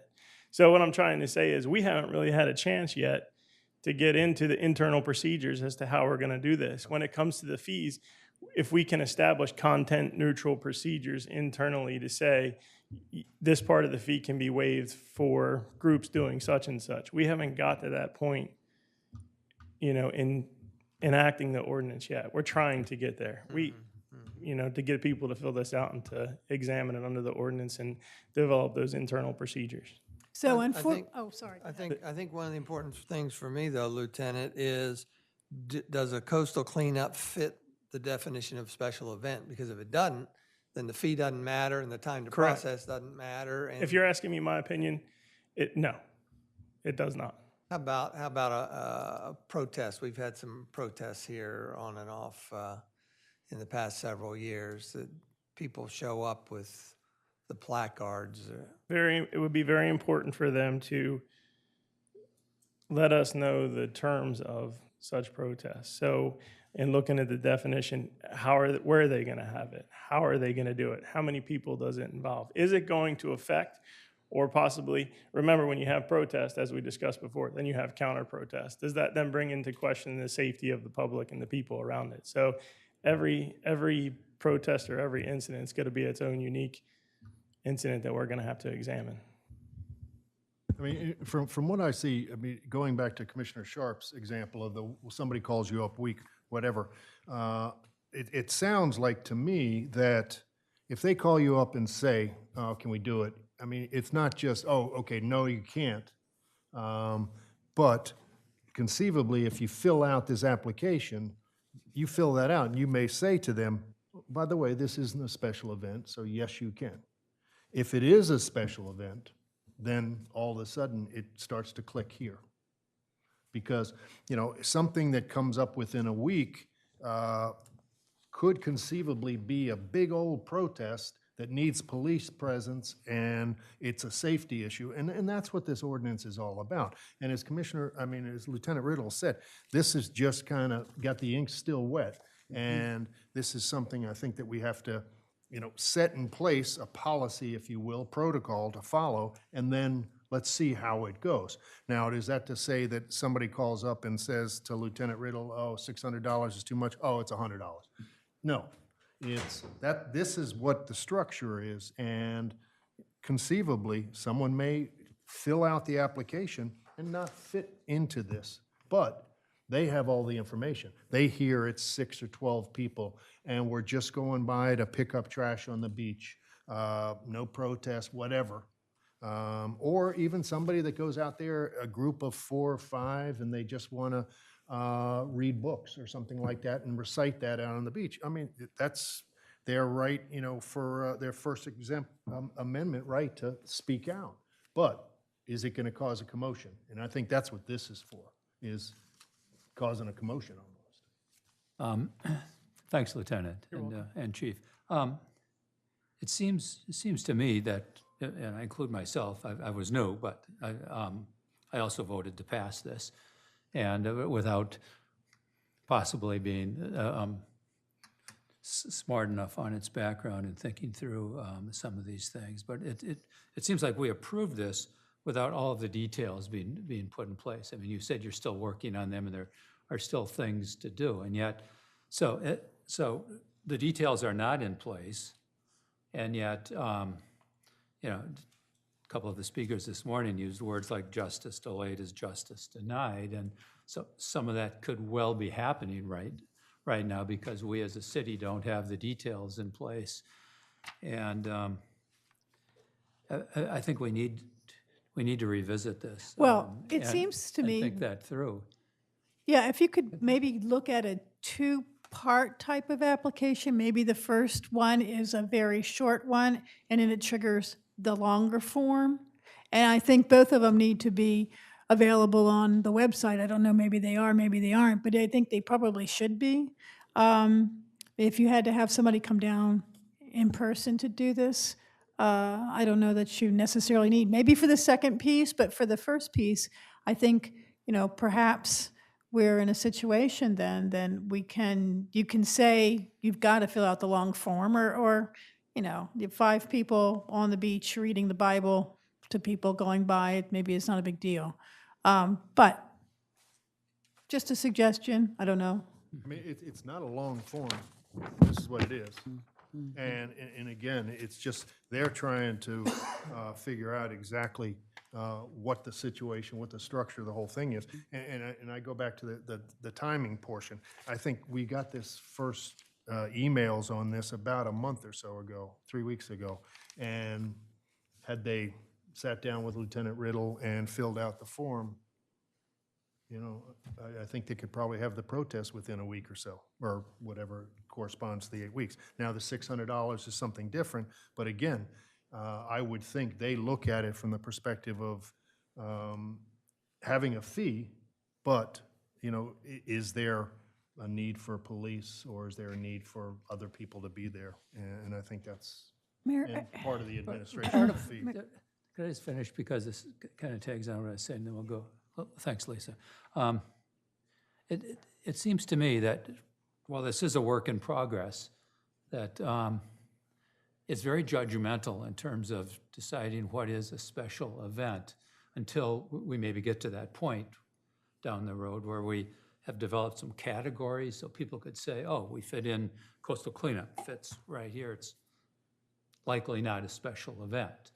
But right now, it just seems like it's so judgmental when people come in. Let me also just go on record of saying that I think it's a prohibitive fee. And I could maybe be convinced otherwise because I was not part of those discussions that determined some of these details. But on the surface of it, it's a prohibitive fee. And I think one of the speakers this morning, used the word suspicious and kind of a legalistic way, but it just seems, again, on the surface of it, that it looks like it's designed to discourage free assembly and free speech. And I know, I hear what you're saying. That's all legitimate. But at least on the surface of it, it seems like, while it's a work in progress, that is part of the outcome right now. You just specifically mentioned the fees. Would you like Lieutenant Rolo to talk about the fees, how we came up with that? Because it gets into about having an officer there and at the bandstand, the fees that's already in place for the city. We were just asking for the money up front versus what we were doing is the city was sending people a bill about and paying us. So we're just getting the money up front because we're already getting it on the back end. That fee already existed prior to this ordinance. Yes, if you want to explain. Yeah, that fee is basically derived from what people paid in the past with a special event fee, a bandstand fee, and then they pay for officers. So that basically totals $600. So and what we'd have to do is, the police department would contact them to collect our fee. Communications department would collect the special event fee and the bandstand fee. So it's almost like when they applied for a special event, they were getting, hit by 3 people for a fee. This is one upfront straight fee. And just to clarify what I meant by work in progress, the work in progress part is not examining the special events. We've been doing that since I took over special events back in 2013 and have been examining them ever since, dealing with them up to 50 a year. I mean, the fireworks, the parades, many special events. So I think that there has been, especially since the city manager came, there's been a lot of progress as far as our special events go and the way that we handle them, the protections that are put in place and the way we examine them. So that's not what I meant by work in progress. We're good on that end. What I meant is, with now collecting the fee up front, so one of the questions is, what if that fee doesn't really apply to somebody that wants to have an event that doesn't use those venues? How can we qualify it in a content neutral way to maybe say, you don't need to pay that much money, you only need to pay this much money because you're only using this? That's what I meant by what we're still working out, how we're going to do in a content neutral manner. So I hope that provides a little bit of clarity. Yeah, that is helpful. Thank you. But I still come back to kind of the judgmental part of trying to figure out when somebody calls whether it's a special event or not, or even when they fill out the page and a half, so that a group like this, would know as they look at the website, oh, no, that doesn't apply to us. We're just going to give you a heads up that we're going to do this on a certain date. It's not their purview to decide whether or not they're a special event. That's our job. And I'm just gonna, and I know somebody mentioned March for Our Lives, and I hate to call out one specific event, but let's talk about that event for 1 second. We had a group of people, and our whole goal is cooperation. I mean, all we want from groups, we're not saying we don't want you to talk or we don't want you to do this. We want your cooperation. Work with us to make sure that we have the time and the ability to get the correct resources here. Up to, I want to say 2 to 3 weeks ahead of time, we had a group contact us. School moms of school children, very, very nice ladies who contacted us and said, we want to have a group of people, 20 to 50 people, and we just want to gather at the school and march to the boardwalk and take some pictures and a show of solidarity for school safety. Perfect. Do you need anything from us? We'll, we were going to, at that point in time, we were just going to have the gentleman work and stop traffic for a couple minutes so they could cross the street. That event, in that short period of time, turned into March for Our Lives, which was well over 1,000 people, required the resources that were mentioned earlier, 25 officers, $8,000 to $10,000. And those resources were pulled in a matter of 3 days. That was done on favors by contacts that I had made throughout the state to have those things. What if those favors aren't there? What if those people have a different event to do? We're going to be in a bad situation that could be possibly volatile and possibly a danger to the safety of the people that don't know that it's going on, that are coming here to do other things, and that's my concern. While freedom of speech is a very important issue, the safety of those people that don't have the ability to know that could be innocent victims is a very concerning matter that I think we need to keep in mind when we look at this. And Dick, if we can focus on that event, I mean, as he's mentioned, the school moms, I don't think they had any idea on how this thing would explode, but these guys do. And that's why I think the conversation and filling out the application and talking about it, because they could probably stop it and say, oh, 25 people, oh, what are you doing? No, nothing. That's fine. It's not a special event. Or they can say 25 people, well, you know what's going on, and we're hearing this, and we're hearing from our other resources that there's going to be 500 people or 1,000 people. And then all of a sudden, these resources. Is there? That was with a group of organizers that were cooperative. Yeah. Oh, right. What if we had ones that weren't? Right. Fully understandable, and thanks for sharing that example. So as you make a decision about a special event, is there any citizen input, or did the group think about citizen involvement with the police in taking a look at that situation early on? I mean, I will say that most do. I mean, in that particular situation, they did. They did. 3 of them came and sat down with us and said, this is what our goal is. This is what we want to do. And it wasn't until we explained to them, you know, have you thought about this? What if this happens? And it was a very eye-opening experience for them. They didn't understand, and I don't expect them to understand what could happen, counter-protest, that this could become volatile. You know, the types of speakers that you're having, how could it affect them? Those types of things are things that, you know, that I focus on and think of. That I'm not saying that they are being defined. It's just they may not have. They're driven to a task. They have a passion about something and they want to talk about it, and that's their passion. Their focus isn't what the bad things that could happen, and that's just what we try to bring to light in establishing that cooperation and communication. Well, I think we all greatly appreciate the good job that you do in our city. But I think these are important questions that we have to get at with each other and better understand as we go forward. And if I may, without trying to sound, we're an expert. Let me just come out with it. We deal with hundreds of events each year. So as far as categorizing it, it would be hard to break it down, because just because somebody says they want to do a protest, there's many different levels to that. At most of them, quite honestly, doesn't fall under the permit probably, and come down and have 1 or 2, you know, speakers or whatever they want to sit there and do. But we're used to doing that, so we can kind of judge that quite frankly. Bad idea, I get it. So, well, there's no bad ideas. So I just, quite honestly, I think, again, as Lieutenant Riddle just said, people, they get an eye awakening when they come to us and we start talking to about that, and they didn't have all the answers. Again, I think anything can be looked at and tweaked. It's a new ordinance. I think we have to give it time to sit there and see what needs to be adjusted and looked at. I think we're all willing to do that. Police department, more than anybody else, I think, well, not more than anybody else, but we're very cognizant of First Amendment rights, people's freedoms. We don't want to take that away, and we want to work with them. And I think most of the time we get the information and we get it there timely, we can sit down and work together and work around anything, so the event can move forward, or give them a peaceful area to do it at. So Chief, just real, I'm sorry, just let me follow up just while Chief's there. So in the scenario, the March for Life, and the group came to you, and you know it's a federal, not federal, but it's a national event. It's going to happen in 2 to 3 weeks. How would you handle that scenario under this new ordinance? Would you just say, oh, too bad, it's even if it's a national event, you haven't come to us 8 weeks in advance? Or would you sit down and kind of figure out how to go forward with supporting? What would you do? I think each one has to be looked at individually, but it should be in content neutral, as said, because you know, we do understand that things just come up. But at the end of the day, we really are looking for the 8 weeks, because we have to be consistent.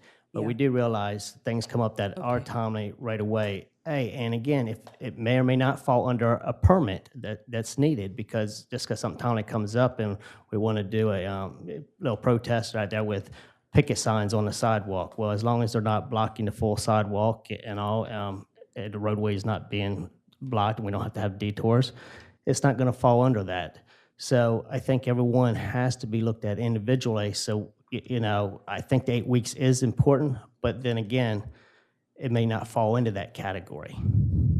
Again, but it's all things, again, let's give it some time. A year goes by and say, you know what, we've had 15 events that we probably because of the 8 weeks we had to deny or whatever. I truly don't believe that's going to be the case, again, because we really trying to bend over backwards, see what we can do to get these events on so we don't have to stop them. And I think know our you do record that, shows Chief. I that. just wanted to No, to no, kinda absolutely. hear that and understand that process. I've seen enough events over the years where I believe this is justified. I think the challenge, though, is that none of us or the public can define whether our function or our activity falls within a special event or not. And I think there's fear of the unknown, perhaps. And would it be prudent or comforting to do this two-step process where you fill out the application and you act on whether it's a special event or not within 4 days, 3 days, 5 days, and then that resolves it for the people. They either know they've got to go the full bore, which means meeting with you and setting up meetings, or they know where they don't need to pay a fee, they don't need to go further with the process. Yeah, where this permit starts with is with Chris Johnson in communications, and she's not here today, so I don't want to totally speak for her, but I do know that she's getting back with people timely and answering those questions. And if she can't decide if it needs a permit filled out or whatever, she comes over to Lieutenant Riddle to sit there and help her with that decision. If we still don't have enough information, we are asking, as Lieutenant Riddle said, go ahead and fill out the form as much detailed information as possible so we can make that decision. But I am willing to sit down with any person that wants to do an event, and try to get this resolved. I know the communications department's doing the same thing. Okay, just expediency, I think. Yes, would I would agree, help and with we're the getting that turned situation. around right away as these And events this come in. situation today, are people reacting proactively, or was there an incident, an application that was received that causing this consternation? Commissioners, my understanding that there was electronic communication from the communications department to the individual who requested it, and some of the questions were not readily answered, and a special event form was requested to be filed, and that did not happen. So I don't know if you want to guess I come fill back to anything out. when people fill out that application, do they understand that there's going to be a judgment on whether they're a special event or not?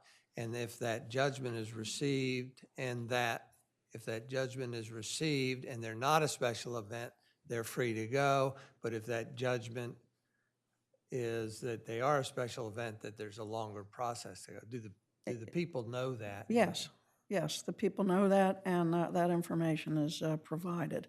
In this case, a request was made for additional information, and that information was not provided by the individual. May I say something just for clarification? No speakers. Please stand up to the microphone. No one who spoke today has applied for a permit, a special permit. I just wanted to make that clear, that I don't know who that was, but it was no one who spoke today. Thank you. So is there a way maybe to just, you said it's the implementation process is still a work in progress. Is there a way to maybe modify that document you have that kind of gives the preface to the ordinance to add the process we just discussed that has, I think Pat and Stan suggested a 2-part process where you can get back quickly, or you at least say that you can sit down with folks and discuss it. I mean, is there a way to put that so it's a little clearer to folks? Because I saw a couple email strings so far on this situation, and again, I know it's a work in progress, but is there some way to put it in a little more At the end of the writing? day, anything can be done, but I can't stress enough that is already being done as soon as the communication comes in with anybody calling or just starting to fill out a permit, or what should be is getting back. Because weekly, if not daily almost, I'm next to our communications center signing off on permits along with the city manager, or is followed up by Lieutenant Riddle as the special events coordinator. But a lot of these are signed off right away, that's doesn't qualify as a permit, needed a full permit. In other words, so, Lieutenant Real doesn't even get involved. It is just signed off by myself and the city manager, and we just now know that the event's going on, but doesn't need anything special. Again, that's why I said, Ed, we're dealing with hundreds of these almost weekly. There's that. So we're kind of used to it, and we know which one's coming on. This, again, is for the kind of unknowns and gives us the opportunity if we need to sit down and say, we need to slow down and make sure everybody is safe. And again, any permit can be redrafted and modified, but I feel very comfortable in saying it's already being done with communications. Again, this is almost on a daily basis, at least 2 or 3 times a week that we're having communications with new applications coming in. So Chief, a question then about that timeline. You're turning these over quite quickly, it sounds like. Yes. They're not sitting for 8 weeks. No, not at all, because again, 8 weeks, we would need it, and we then have correspondence back and forth with that person requesting it, so we can get more information for ourselves, and then we do what we need to do to make sure we put the event on. So things are moving quickly as soon as they come in. Yes. Anything else? All right, great. We've got a meeting at 1 o'clock, so any commissioner comments at all? I have just one thing. It's not a comment, it's just for the next workshop. I'd like to start talking about a mixed-use ordinance. Actually, I worked on one years ago when I was on the commission, and I'd like to bring that back. Okay, it'll be February or March. Okay, either one, it doesn't matter. Yeah. That's fine. Let me look at what I've had so far. Anybody else? I just want to thank this group for staying for the entire meeting and for all your comments. It's not off our radar. I just want to note that. Please, go ahead. I think the 6 of us who spoke, all right, let me tell you, the ordinance has already been passed unanimously. Talking about a work in progress is confusing to us sitting here. It was passed. It is in existence. And it is our belief that as written, it is unconstitutional. Chapter 230, you can tweak it, you can add a part, subtract a part, but Chapter 230, as written, is unconstitutional. Thank you. Thank you. Thank you. This meeting is adjourned. And sorry, we got to get back here in 40 minutes for your lunch. Yeah.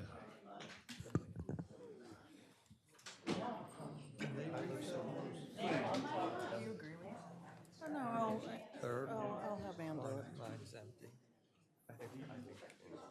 She did.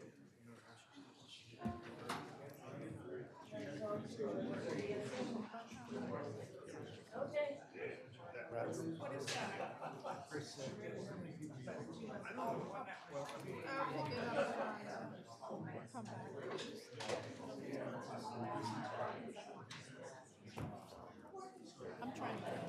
Yeah, me too.